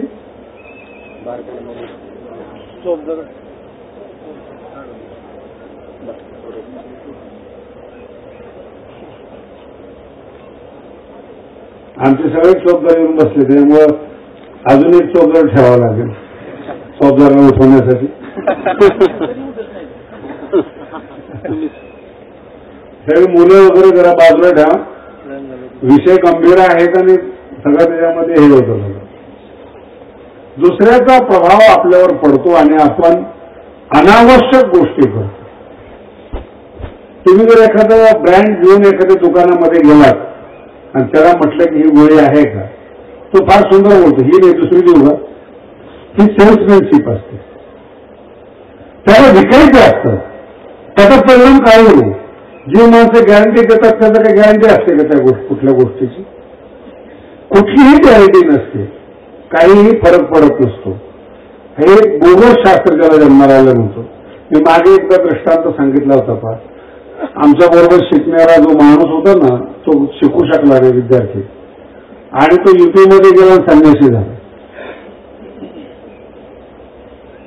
आणि संन्यासी झाल्यानंतर त्याची प्रॉपर्टी किती व्हावी? 1000 कोटीची प्रॉपर्टी. 4-5 दिवसापूर्वी बातमी आली होती आपल्या पिंपरवणीचा संन्यासी प्रतिभानंद, आणि आरोपपतीला मारण्यासाठी त्यांनी सुपारी घेतली. झालेला कोणी? संन्यासी, मुलाबाळांनी. आपल्या बीड जिल्ह्याचं नाव सध्या फार मोठ्या प्रमाणात आहे. काय संन्यासी झाल्यानंतर सुद्धा अशा पद्धतीनं असू शकते, यावर आहे. आणि दुर्भाग्य अशा लोकांच्या आपल्याला पाया पडायला नाही लक्षात येतात. इतकी वाईट लोक या जगामध्ये असून सुद्धा संत या नावाखाली, विद्वान या नावाखाली आपल्याला पाया पडावं. आणि ते जे सांगतात ते कसलं ज्योतिषाचं ज्ञान असतं महाराज. त्याचीच पत्नी पळून जाते, त्याला माहित नसतं. आता दुसऱ्याच्या घरातल्या वस्तू सांगत असतो कुठे गेलं काय गेलं. हा प्रभाव पडतो आपल्याला. आणि भगवान श्रीकृष्ण काय म्हणतात? प्रत्येकाला सद्बुद्धी दिलेली आहे, प्रत्येकाला बुद्धी दिलेली आहे. आपल्याला स्वतःला कळतं माणसं मारतात ती लोभामुळे मारतात, कामनेमुळे माणसं मारतात. आणि माहिती उत्पन्न होणार नाही तरी माणसं काम करतात. त्याच्यापेक्षा मोठा सिद्धांत करतो. 10-12 वर्षापूर्वी मुंबईमध्ये एक नवीन फॅड निघालो होते. 2 वर्षामध्ये पैसे डबल, कंपनी तयार झाली. अशी मुंबईमध्ये चालली. कोणाची होती, कोण डबल काही माहिती. लोक धनाधन त्या पैसे टाकायचे. सुरुवातीला जे 1000 रुपये त्यांनी मिळाले, ते 1000 ते 2000 मिळाल्यामुळे लोक वाढला. 10,000, 1,00,000 टाकले आणि सगळे घेऊन जाय. विश्वास, अविश्वासू व्यक्तीवर विश्वास ठेवला आणि त्याचा हा परिणाम झाला. साधू संतांमध्ये काय फरक आहे? तो हाच फरक आहे. साधू संतांना ईश्वर मिळालेला असतो, आत्मज्ञान मिळालेलं असतं. त्याला समाजातल्या कुठल्याच घटकाची, पैशाची, वस्तूची, कामणीची गरज राहिलेली नसते. तो आत्मतृप्त असतो, निर्भर असतो. त्याला कुणाची गरज नाही. त्याचं लोक ऐकत नाही. ऐकतात अशा लोकांचं की जे काहीही सांगतात, काही करा सांगतात. मी ते एक दिवशी टीव्हीवर पाहिलं महाराज. मूर्ख माणूस बसलेला असतो. लोक प्रश्न विचारतात, महाराज असं असं झालं, शंकराला पाणी वाहा, केळं वाटा, कृपा येईल याच्या बापाची घरे घरी. काय लोक एवढे सुशिक्षित सुद्धा मूर्ख होतात. नाही कळलं. अर्जुन मूर्ख झाला तिथे तुमच्याशी काय गांधी झालं. अर्जुनाच्या लक्षात आलं नाही की काय बोलला जातो. अरे संजय हा धृतराष्ट्राचा एक निष्ठ माणूस आहे, त्याच्यावर कसा विश्वास ठेवावा हे लक्षातच नाही आलं अर्जुनाच्या. साधूचं अंतःकरण सरळ असतं, संतांचं अंतःकरण सरळ असतं. भगवानगडावर एक बहुरूपी यायचा आणि तो बाबांचा काही ना काहीतरी घेऊन जायचा. एक दिवशी याच्या डोक्यात आलं, बाबाला त्यांनी चांगलं दिलं, मी तुम्हाला फसवल्याशिवाय राहणार नाही. बाबा म्हटलं असं नाही रे, तू किती जरी रूप धारण करवला तर मी फसणारा थोडंच आहे. तो गायबच झाला. तो 5-6 वर्ष.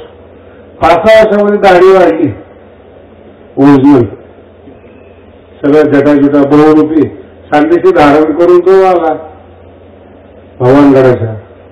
आणि हे सगळे गडाचे शेजारचे येडे बाबाला सोडून ह्या बाबाच्या मार्ग, महाराज कुछ खाते नाही, पिती नाही, काय ताकद आहे सगळे लागले. बाबापर्यंत कीर्ती केली. हरिद्वारचा कोणीतरी साधू आलेला आहे असं तसं. बाबा म्हणजे कुठं साधू आहे, आपल्याला काय साधूचं अंतःकरण असतं. बाबाही म्हणले चला आपण जाऊ दर्शन घ्यायला. गेले. बाबा आले म्हणलं तर ते गेला फसवायचं होतं, बहुरूपी होता. बाबा गेले पाया पडायला बरोबर उठला. बाबा मला तुम्हाला फसवायचं होतं आणि म्हणून मी हे विचार करून आलो. बाबा म्हणले अरे मी तुला नमस्कार नाही करत, तुझ्या संन्यासी वेशाला नमस्कार करतो. तू साधू होऊन आलास म्हणून तुला मी नमस्कार करतो. तू वेषांतर करून आलास तर नाही. मग असं का? अरे साधूच्या वेशाला सीता फसते, मी तर सामान्य. अर्जुनाच्या जीवनातला जो पार्ट आहे ना तो सुद्धा रामायणामध्ये. सीता तरी का फसली होती? साधू म्हणून फसली, संत म्हणून फसली. अविश्वास.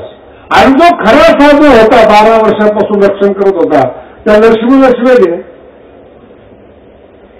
नाही. लक्षात येते का ते काय बोललं? 12 वर्ष लक्ष्मण जवळ आहे त्याच्यावर संशय. जो 12 वर्ष डोळे खाली घालून वागतोय त्याचं रक्षण करतोय आणि नको त्याच्यावर विश्वास. ही माणसाची दोगली अवस्था असते. इथं माणसाच्या जीवनात दुःख सुरू होतं. खऱ्या संतांवर जेव्हा अविश्वास होतो तेव्हा माणसाच्या जीवनामध्ये दुःख सुरू होतं. आणि रावण ते कधी का महाराज संन्यासीच्या वेशात फिरणारे संत कमी आहेत एवढे या जगामध्ये रावण आहे. वेश साधूचा असतो, वृत्ती रावणाची असते मानवी जीवनामध्ये. आणि ते लोक समाजाला फसवू शकतात. तिथं आपण साधू, तिथं आपले देवच वाचू शकतो, कोणी वाचू शकत नाही. धृतराष्ट्राचा संजयच्या मार्फत पडलेला जो प्रभाव तो एवढा भयंकर प्रभाव होता. तो भगवंताने असा हात फिरवला, जवळ घेतला अर्जुनाला सांगायला सुरुवात केला, अर्जुना क्षत्रिय म्हणून जन्माला आलास, राजा म्हणून जन्माला आलास. मला असं माहित नाहीये की तू मूर्ख आहेस, पण तू जे जे बोललास ते तुला सुचलेलं नाही. कोणाचं तरी उधार आहे. बोलायला खूप बोलला, शब्दाचे प्रयोग फार गोड आहेत. असोचान अनवसोचस तुमच्या प्रज्ञा वादान भासच आहे. ज्या गोष्टीचा विचार करू नये त्या गोष्टीचा तो विचार करतोस. असोचान अनवसोचस तो प्रज्ञावादान भासच आहे. बोलायला गेलं तर असं पंडितासारखा बोलतोस. अर्जुना, खानदानी जर पंडित असता तू तर पंडित लोकांचा स्वभाव आहे गता असून पंडित हा नानुसोचन. जिवंत असलेल्या विषयी आणि मेलेल्या विषयी पंडित लोक विचार करत नाही. आणि तू या भावांचा विचार करतोस, आताही लोकांचा विचार करतोस. तू पंडित नाहीयेस. पण माझा प्रश्न फार वेगळा आहे. भगवंत म्हणतात तुला सांगायला जावं तर माझ्या अगोदरच तुम्हाला उपदेश करतो. अर्जुन कळलं तुम्हाला? अर्जुना, शिकवू तुला 2 शब्द समजून सांगायला असं वाटतं, तूच मला उपदेश करायला. जर कळत नाही असं म्हणावं तर पंडितासारखा बोलतो. ही दोगली अवस्था.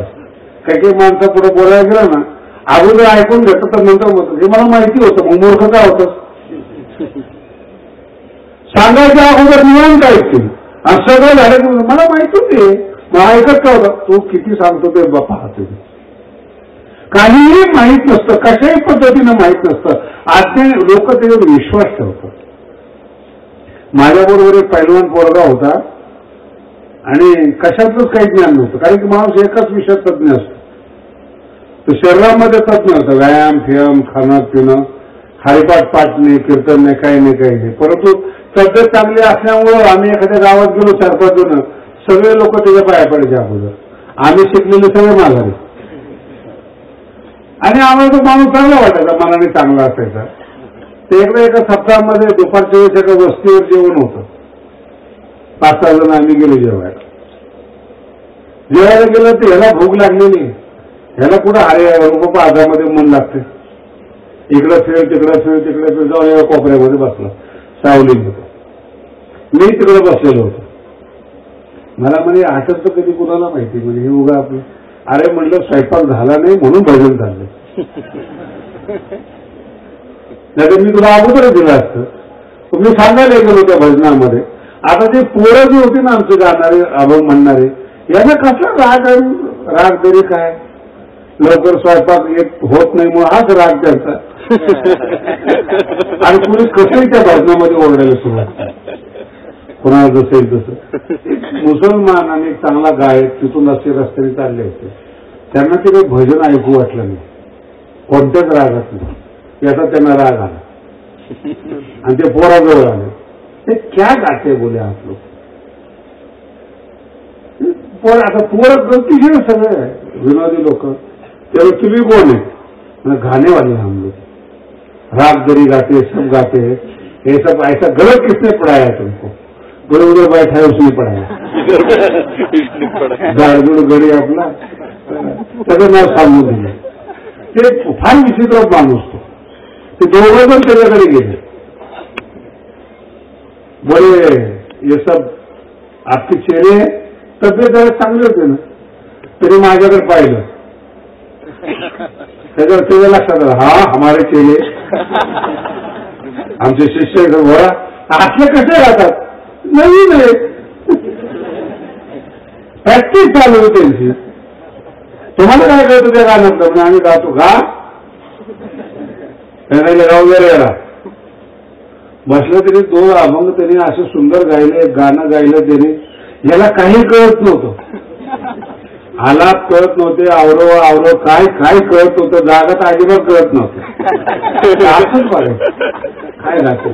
त्याला भूक लागलेली आता चेहरा पडलेला.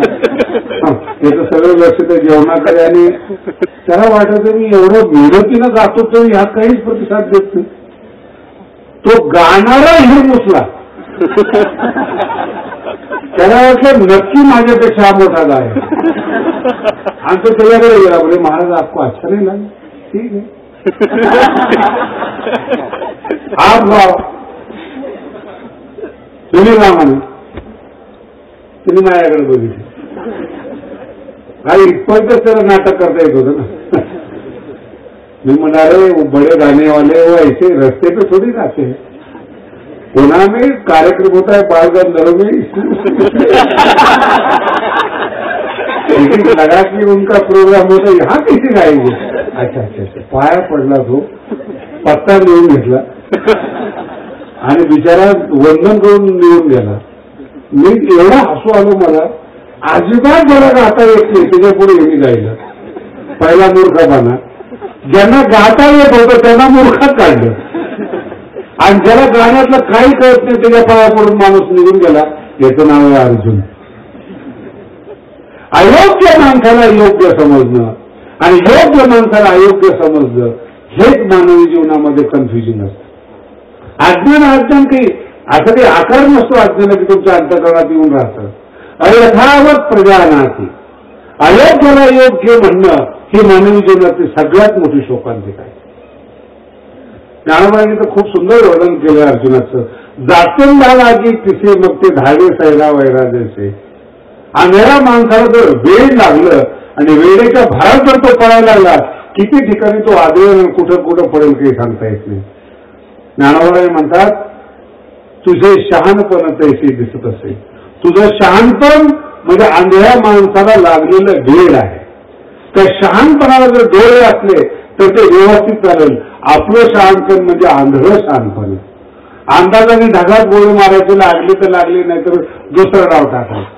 त्याचं नाव आहे अर्जुन. हा जो माणूस इतका घातक असते नवीन ज्ञान घेत नाही आणि जुनं सोडत नाही. नीट अर्थ समजून घ्यावं का. नवीन ज्ञान घेत नाही तो. काय घेत नाही नवीन ज्ञान. अगोदर काय एका गायकाकडे एक पोरगा गेला आणि त्याला खूप चांगलं गाण्याचं ज्ञान होतं. आवाज वगैरे चांगला होता. गायकाकडे गेल्यानंतर त्याने सांगितलं की मला आपल्याला शिष्य करा. तुमच्याकडे मला शिकण्याची इच्छा आहे. त्यांनी सांगितलं संगीतातलं काही कळतं का. तेवढे कळतं गा म्हणून. त्यांनी गायलं थोडंफार जसं येतं तसं त्यांनी गाऊन दाखवलं. आणि सगळं ऐकल्यानंतर ते गुरुने सांगितलं की तुमच्याकडे माझ्याकडे जर शिकायचं असेल तर कमीत कमी तुला 4 वर्ष लागतील. त्यामुळे मला मूर्ख लोकांना तुम्ही 2 वर्षात तयार केलं. माझ्यासारख्याला तुम्ही 4 वर्ष सांगताय. त्यामुळे 4 वर्ष याच्याकरता सांगितले. अगोदर जे चुकीचं शिकलाय त्याला काढायला 3 वर्ष लागतील. तुझ्या मनात ज्या चुकीच्या धारणा आहेत, चुकीचे सिद्धांत आहेत, चुकीचं बसलेले आहेत त्याला काढायला 3 वर्ष लागतील. आणि ते गेल्यानंतर सांगायला फक्त 1 वर्ष लागेल. फार सुंदर सिद्धांत आहेत. अर्जुनाच्या मनात अगोदर चुकीचं बसलं होतं ते काढणं गरजेचं आहे. ते काढल्यानंतर चांगला सिद्धांत रुजवेल. एक सामान्य सिद्धांत आहे, जमीन आहे, नांगर तो कसा करता, चुकीचं आहे ते पहिले निघून जावं, त्याचं मूळ निघून जावं, माती खालीवर व्हावी. आणि चांगलं जर पेरायचं असलं तर अगोदर नांगरणी करून त्याचं मूळ काढून खालीवर करून आणि मग पाऊस पडल्यानंतर त्याच्यामध्ये चांगलं बीज टाकलं जातं. तसं चुकीचं जे आपले विचार डोक्यामध्ये बसलेले आहेत ते पहिले गेले पाहिजेत, नंतर ज्ञानोबाईंच्या ओऱ्या आपल्या डोक्यामध्ये बसतील. त्याचा ऐकाल बरं वाटेल, उठलं की ते डोळा पुन्हा माझ्याकडे येतं, ते डोकं काही चांगलं नाही, कारण ते चुकीचं बसलेलं आहे. अर्जुनाची अवस्था तीच आहे. अर्जुन म्हणतो, अरे भगवंत म्हणतात अर्जुनाला, अरे तू यांना मारणार समजतोस, तुला अक्कल आहे का? स्वतःला तू जगवू शकत नाही, दुसऱ्याला काय मारणार? सिद्धांत फार वेगळे बरं का. मी यांना मारणार, यांच्याकडून माझ्याकडून पाप होणार आणि पाप झालं, आणि तू मारणार म्हणजे तू स्वतःला काय समजतोस? तू स्वतःला जर तू जीवदान देऊ शकत नाही तर दुसऱ्याचा जीव कसा देऊ शकतोस? आणि अतिशय गोड सिद्धांत सांगतात. भगवंत स्वतः म्हणतात, एक समर्थ असी तयापासून भूती होती, ही वायाची काय बोलती जगामध्ये. ओळ्या नीट समजून घ्यावं का. ज्ञानोबांच्या साक्षात ओळ्या आहेत, ज्ञानोबांचे शब्द आहेत. आपण भाग्यवान आहोत ते आपल्या कानावर पडतात. माऊली म्हणतात, एक समर्थ असी, या सगळ्या जगामध्ये एक ईश्वर नावाचा पदार्थ आहे, तो सगळ्या जगाचं रक्षण करतो, तारतो. तयापासून भूते होती, त्यापासून ते सगळं जग उत्पन्न होतं. ही वयाची काय बोलती जगामध्ये? आज तू जर मारणारा आहे तर मग ईश्वराने काय काम करायचं? पंचमहान भूतांना निर्माण करणारा ईश्वराला तू मानत नाहीस आणि तू स्वतःला ईश्वराच्या ठिकाणी समजतो. अयथावत प्रजानाथ. छोटे छोटे कामं असतात, आम्ही बघतो आता भगवानगडाच्या व्यवहारामध्ये आल्यापासून छोटे छोटे कामं असतात. माणसाचे छाती फुगलं, मी होतो म्हणून बाबा काम झालं. अरे कोण नसतो, भगवान बाबामुळे काम झालं, बाबाची कृपेमुळे काम झालं, हे म्हणणं योग्य. तुझ्यामुळे काम झालं. अरे घराचा संसार तुला नीट करता येत. मनुष्य एवढा असमर्थ आहे, निसर्गाच्या ताकदीनं मुलं होतात. माणसामध्ये जर क्षमता असते मुलं होण्याची तर कोणाला मूल झालं नाही असा एकही माणूस राहिला नाही. लक्षात ठेवा. काय निसर्गाची क्षमता आहे ती वापरली जाते, म्हणून आपण आई होतो, बाप होतो. नाही एखाद्याला मूल झालं, काय करू शकतात ते? निसर्गाच्या पुढे काय करणार? पराक्रम एक तो प्रसाद आहे, आणि प्रसादाला ज्यावेळेस आपण अहंकारामध्ये बदलतो सगळ्यात मोठा अपराध तो असतो. मूर्खपणे नेनसी, ज्ञानोबा म्हणतात, न चिंता ते चिंतसी. येणार तुझा मृत्यू तू पहा, तुझं जीवन तू पहा. मूर्खपणे नेनसी, न चिंता ते चिंतसी. ज्याचं चिंतन करू नये, जो विषय सोडून द्यावा, तोच विषयाचं चिंतन तू करतोस. न चिंता ते चिंतसी. भगवंताचे वाक्य फार सुंदर आहेत बरं का. आणि भगवंत बोलता बोलता या ठिकाणी खूप सुंदर सांगतात, अरे ज्याला तू मारायचं म्हणून समजतोस ना, तो आत्मा न जायते म्रियते वा कदाचित नायम भूत्वा भविता वा न भूया. आत्मा कधी मरत नाही हेच तुला माहित नाही अर्जुना. आत्मा जर मरत असताना सगळ्या पापी लोकांना पाप मार झाला. माझा शब्द नीट आहे का? आत्मा जर मरणारा असता तर जेवढ्याही पाप केले ना तेवढ्यांना फळ मिळाली नसते. आज आपण 1000 वेळेस पाहतो चांगल्या माणसाचं चांगलं होतच, उशीर होत असेल, वेळ लागत असेल. चांगलं उगवायला वेळ लागतो आणि वाईट माणसाच्या आपल्या डोळ्यात देखत फळं मिळतात. मी तर खूप जवळून पाहिले, तुमचा तर काही प्रश्नच नाही. तुम्हाला संत कळले का नाही कळले मला नाही माहिती, पण संतांना त्रास दिलेल्या माणसाचं काय झालं एवढं तुम्हाला कळालं. ज्याने ज्यांनी छळलं त्याचा तुम्हाला अभ्यास आलेला आहे. मग हे सुद्धा तितकं सत्य आहे, जर त्यांना त्रास दिला तर अकल्याण होतं, त्यांचा आशीर्वाद माणसाला ईश्वराच्या जवळ घेऊन जातो.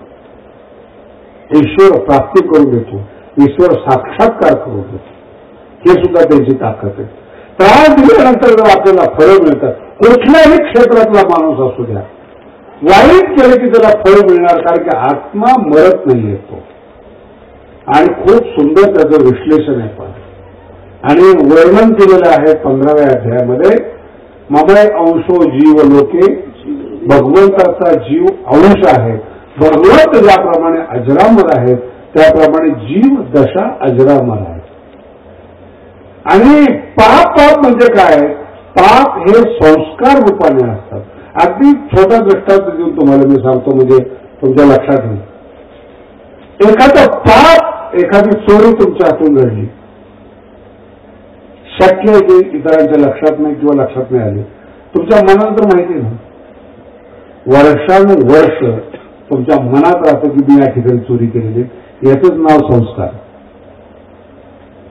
इतरांच्या लक्षात राहत नाही, तर तुम्ही केलेल्या चुका ह्या तुमच्या अंतःकरणाला झोंबतात. हेच पाप आहे, हेच संस्कार. आणि हा संस्कार अंतःकरणामध्ये असतो. आणि शरीर सोडत असताना वायू ज्याप्रमाणे दिसत नाही, वायूमधला दुर्गंध आणि सुगंध दिसत नाही, त्याप्रमाणे जीवात्मा या शरीरातून त्या शरीरात जात असताना तो दिसत नाही. दिसत नाही म्हणजे नाही असा अर्थ नाही. जर कुणी अत्तर मारलं, सुगंध दिसत नाही, पण नाकाला कळल्याशिवाय राहत. तसं जीवात्मा या शरीरातून जात असताना भगवंत स्वतः सांगतात, वायुर्गंधा निवाशया. तो जातं बरोबर मनःषष्ठा आणि इंद्रियाने. इंद्रिय आणि मन या शरीरातून बाहेर जात.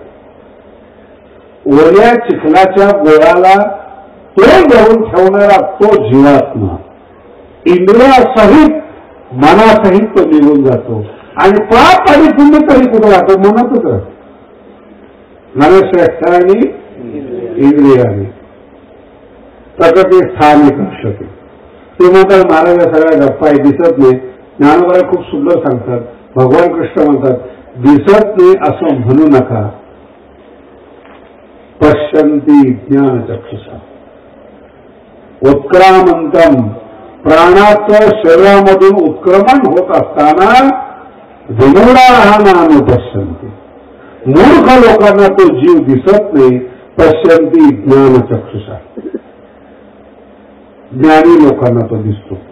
जीव दिसतो ज्ञानी लोकांना. आपल्याकडे हजार प्रकारचे उदाहरण आहे. बाबाच्या जीवनामध्ये तर असं मी अनेक वेळा, सगळे माणसं जिवंत आहेत. बाबांना जर विचारलं, बाबा घरात मूलबाळ नाही, काय हरकत नाही, ह्या दिवशी तुम्हाला मूल होईल, कसं सांगत असतं ते? जीव दिसतो त्यांना. पश्यन्ति ज्ञानचक्षुषा. मागे एकदा सांगितलं होतं, आपली शोध आहे मुघल मुले करंजवनचा. मुली झाल्या, घराला वंश नव्हता.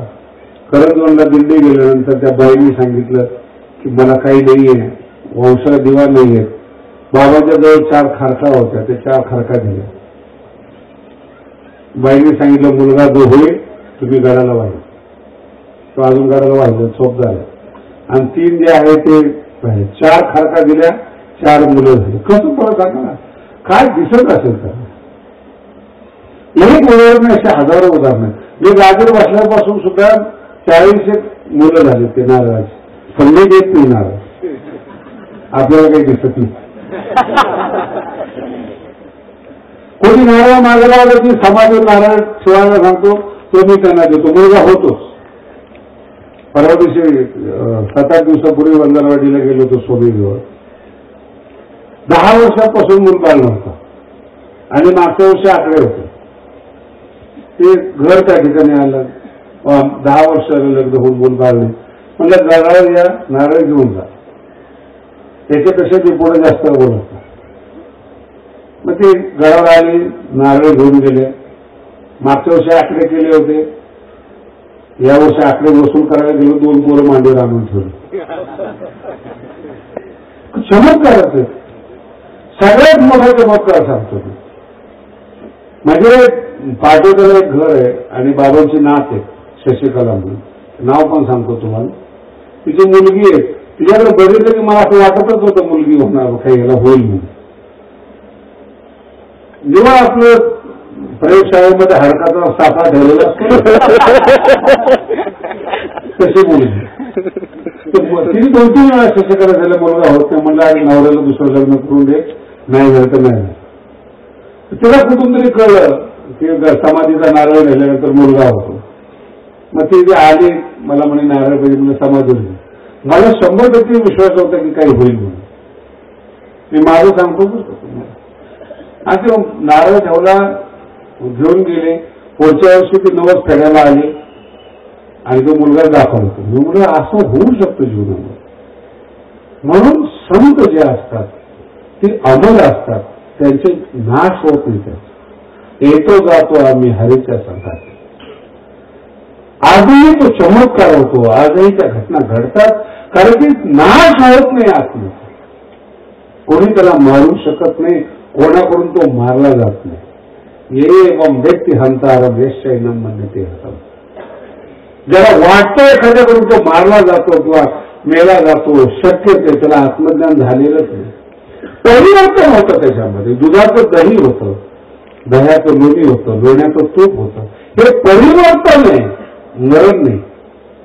या शरीरातून त्या शरीरामध्ये, त्या शरीरातून त्या शरीरामध्ये आत्मा जातो. भगवंतांनी खूप सुंदर वर्णन केलंय. वासांश जीर्णानि यथा विहाय नवानी गृह्णाति नरोपराणी. वस्त्र बदलले जातात, आज शरीर बदललं जाते. त्याप्रमाणे जीवात्मा शरीर बदलतो, पण तो कधी मरत नाही जीवनामध्ये.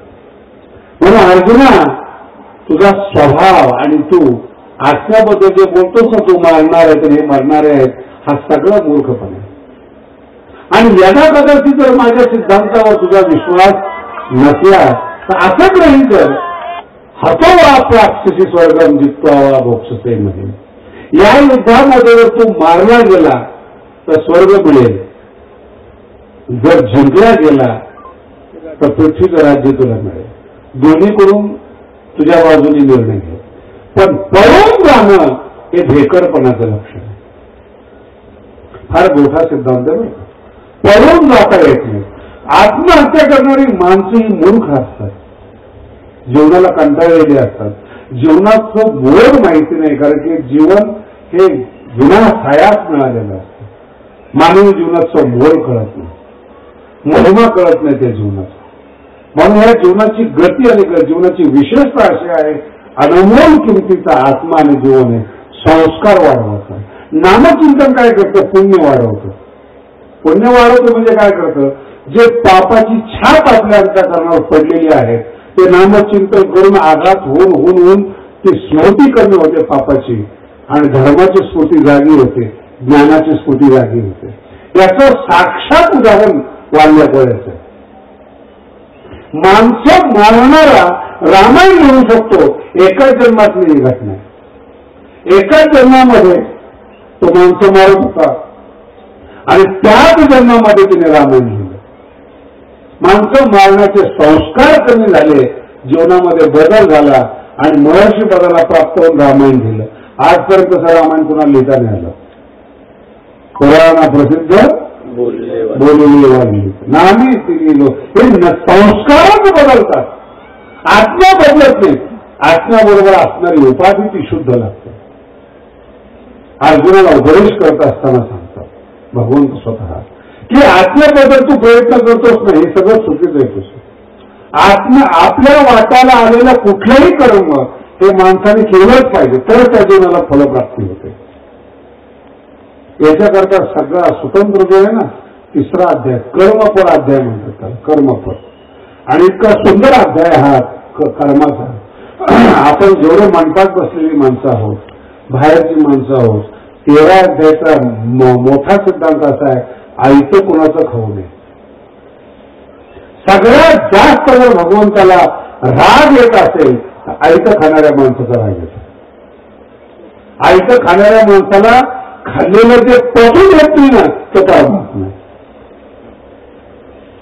पोटामध्ये बिघाड होतो, खाल्लेलं पचत नाही. पोटामध्ये देवत रे ना, अहम वैश्वानरो भूत्वा प्राणिनाम देहमाश्रिता.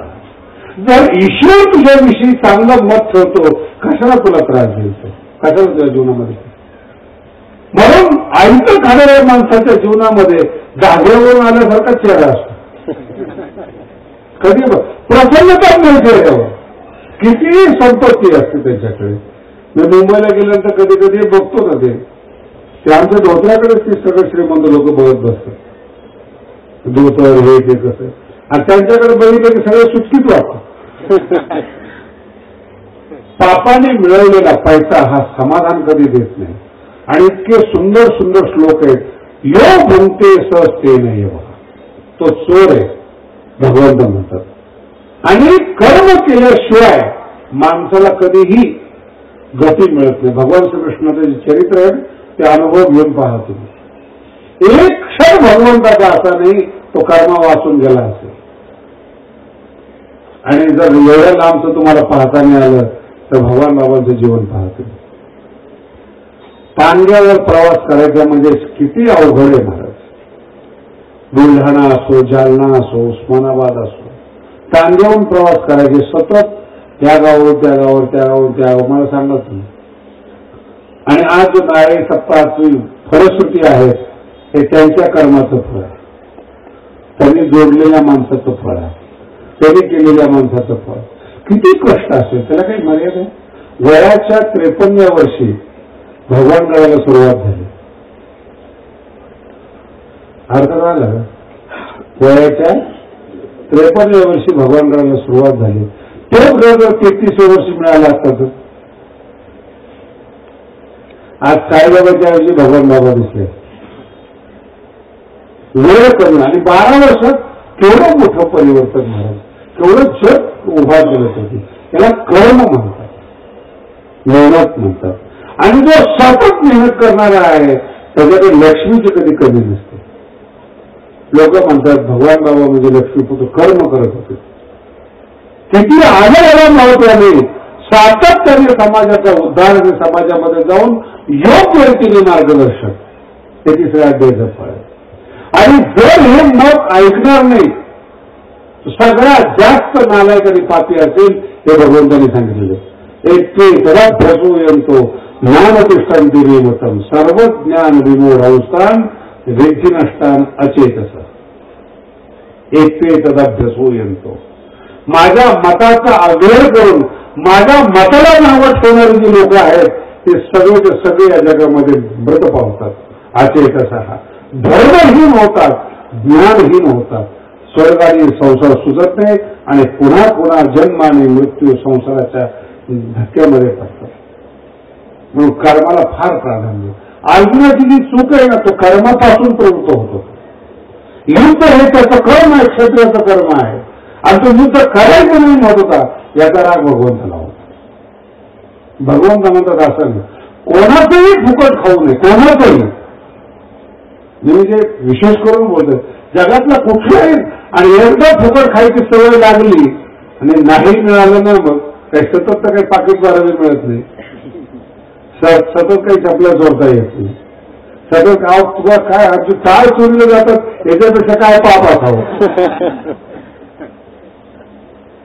बरं टाळ चोरलेल्या माणसाच्या घरात मात्र असेल ना दारूला आपलं म्हणतो कशाला दारूला आला तर किती लोक आहे त्याला अडवणारे. तो कशाला पण परमार्थात येऊन सुद्धा ही वृत्ती असते. म्हणून लक्ष्मी चेहऱ्यावर दिसत नाही, समाधान चेहऱ्यावर दिसत नाही. सतत भिकारी वृत्ती अंतःकरणामध्ये असते. मिळेल त्याच्यात समाधान मिळत नाही. आणि हा लोभाचा विषय इतका खराब आहे. ज्ञानवरांची फार सुंदर होती. आचरिता सिद्धी गेले तरी कामाची कीर आले. कर्म सुरू करा, थांबलं तर हरकत नाही. आणि पूर्ण झालं तर अहंकार धरू नका. आचरिता सिद्धी गेले काजाची कीर आहे, कामाला आलं. का निमित्त कोणी एके काही निमित्त आलं आणि काम पूर्ण नाही झालं भगवंत म्हणतात दोष नाही येतो. कारण की कर्म करण्याचा अधिकार दिलेला आहे, पूर्ण होण्याचा अधिकार तुमच्या हातात नाही. कर्म सुरू करा, अर्धा झालं तरी ईश्वर जबाबदार असेल आणि पूर्ण झालं तरी तोच जबाबदार असेल, दुसरा कोणी जबाबदार नसेल. आणि जर हे न ऐकता फळ अपेक्षेने जर काम केलं, फळ अपेक्षा शब्दाचा अर्थ असा आहे मनात हेतू ठेवून काम करणं. तुम्हाला ह्या गोष्टी लवकर कळतील. काय कळलं? मनात हेतू ठेवून काम करणं सगळ्यात नालायक पण सांगितलेलं आहे. बसतं नाही डोक्यात. मनात हेतू ठेवून काम करणं म्हणजे काय? वाव होतं निवडणूक आले की सगळंच कळतं. फंड देत असताना, गावामध्ये एखादं सहकार्य करत असताना हे ज्ञानेश्वरीमध्ये सगळं दिलेलं. असं काही फार गहन ज्ञानेश्वरी आहे. हेतू ठेवली ज्ञानोबांनी शब्द वापरलेला. हा भविष्यात कधीतरी कामाला येईल, कुठेतरी मला मदत करेल. आज याला मदत करा, उद्या याचा आपण वापर करू. याला म्हणतात सहेतुक कामना. आणि सगळे माणसं दुःखी असतात. माणसं तरी किती दिवस मदत करणार आहे, किती दिवस उपकार ठेवणार आहे. हिंदीमध्ये मन आहे नेकी करावर कोय मिळणार. आणि जी कामना आहे ना, ही कामना सगळ्या पापाला मूळ.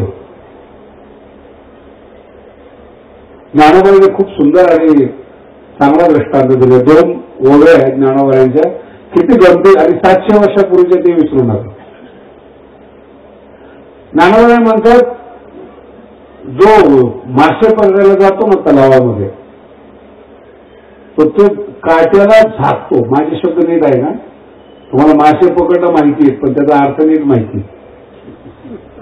तो जो लोखंडी गळ असतो, त्या गळाला झाकलेला असतं. आमिष मांस लावलेला असतो. मांस, कारण की कणकेला फिरकेला लवकर ते जुमानत नाही. मग त्या काट्यामध्ये मांस आवडलेलं असतं. तिथे मांस आहे ना, त्याला फलाशा म्हणतात. फलाशा. आणि जो काटा टाकणार आहे त्याला माहितीये नुसता काटा टाकला तर मासा येणार. काहीतरी लावलं पाहिजे. काहीतरी लावणं म्हणजे काहीतरी देणं होत. काहीतरी देणं, काहीतरी मदत करणं, काही काम करणं किंवा काय करणं. ज्ञानोबा किती सुंदर सांगतात. त्या काट्याला मांस लावल्यानंतर ज्यावेळेस ते पाण्यामध्ये सोडलं जातं, त्या माशाला काटा दिसत नाही, मांस दिसतं. म्हणून जीवनामध्ये कोणाचे उपकार स्वतःवर करून घेऊ नका. उपकार करत असताना त्याचा काटा आज तुम्हाला दिसत नाही, पण रुतल्याशिवाय राहणार नाही.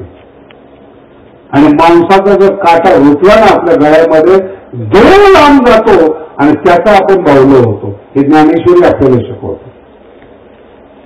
तया माझी गळू आहे. ज्ञानोबाईची ओळख किती सुंदर आहेत बघा तुम्ही. तया माझी, त्या मांसाच्या आतमध्ये लोखंडाचा गळ आहे. तया माझी गळू आहे, जो प्राणाचे घेऊन जाय. हे जैसा ठाऊवा नव्हे झाकलेपणे. त्या माशाला मांसाने त्या गळाला झाकल्यामुळं हे जरा ठाऊक करत नाही, लक्षात येत नाही. ठाऊवा नव्हे झाकलेपणे. आणि एकदा तो मासा त्या गळाला लागला, माझा शब्द नीट आहे का बरं का, जे खाण्याकरता तोंड लावलं ते तसंच राहतं आणि काटा आपल्या गळ्याला लागतो. ज्या संसारातल्या विषय सुखासाठी तुम्ही तोंड लावता ते तसंच राहतं आणि संसारात अडकल्याशिवाय राहत नाही. आणि एकदा तुम्ही संसारात अडकला ना, तर ज्ञानोबा सुद्धा तुम्हाला सोडवू शकत नाही. कारण की आता काट्याला मासा लागला आणि तो एकदा अडकला ना, फक्त ऐकायचं ज्ञानेश्वरी सुटका. कारण की अगोदर तोंड लावलेला आणि तो काटा अडकलेला आहे. ज्ञानोबाचे शब्द पहा कसे. आणि त्याला माहीत नाही हे बरोबर आहे, माहीत नाही हेच अज्ञान आहे. मग का लागला? त्या मांसाच्या इच्छेनं तो गेला. याला म्हणतात फलाशा. मला ह्या पैशाने अमुक काम होईल, त्या पैशाने अमुक काम, हिने असं होईल, त्याने असं होईल, ही फलाशा जर मनामध्ये भरली ते तुम्ही अडकला जाता. आणि अडकलं जाणं इतकं वाईट आहे. तो काटा एकदा गळ्यामध्ये अडकला ना, मग त्यांनी ठरवलं त्याला कधी वाढायचं. कुठेही जाण्याचा प्रयत्न केला तर जाऊ शकत. संसारामध्ये घर बांधले ना, तो काटा कधी कुणाला दिसत नाही, पण माणूस तेवढ्या बाउंड्रीच्या बाहेर जाऊ शकत. गेलाच कधी चार धावला तर माहितीने का होईना काटा परत ओढल्याशिवाय राहत. घरात पोरं जायला पाहिजे लोक. देवा धर्माचं ठीक आहे, पण काय करावं, तो ओढलेला असतो, काटा असतो तो. त्या माझे गळू आहे, जो प्राणाचे घेऊन जाय. हे जैसा ठाऊवा नव्हे झाकले ज्ञानोबा म्हणतात. आणि तो गळ शब्दाचा अर्थच संसार आहे, बंधन आहे. आणि ते बंधन जर तुम्हाला वरच्या माणसाला वाटलं सोडावं, तर तुम्हाला तो गळ हाताने काढलेला सोडेल. तो गळ काढण्याचं नाव खाण्याकरता नाही बघा, सोडवण्यासाठी जर आला तर तो संत, आणि तसाच वाढला तर यम. संत काय करतात, जो रुतलेला संसाराचा काटा आहे ना तो काढतात आणि आपल्याला मुक्त करतात. तर मुक्तीसाठी त्यांच्या सानिध्यात आपल्याला द्यायचं असतं. हा विषय या ठिकाणी थांबू. 5-10 मिनिटं जास्त झाले, तुमच्याही लक्षात येत नाही ते ऐकता ऐकता. आणि उद्या ही जे लहान लहान पोरं खेळतात किंवा काय करतात, जबाबदार लोकांनी त्याच्यावर थोडं नियंत्रण करा. दुर्लक्ष झालं तर मंडपातल्या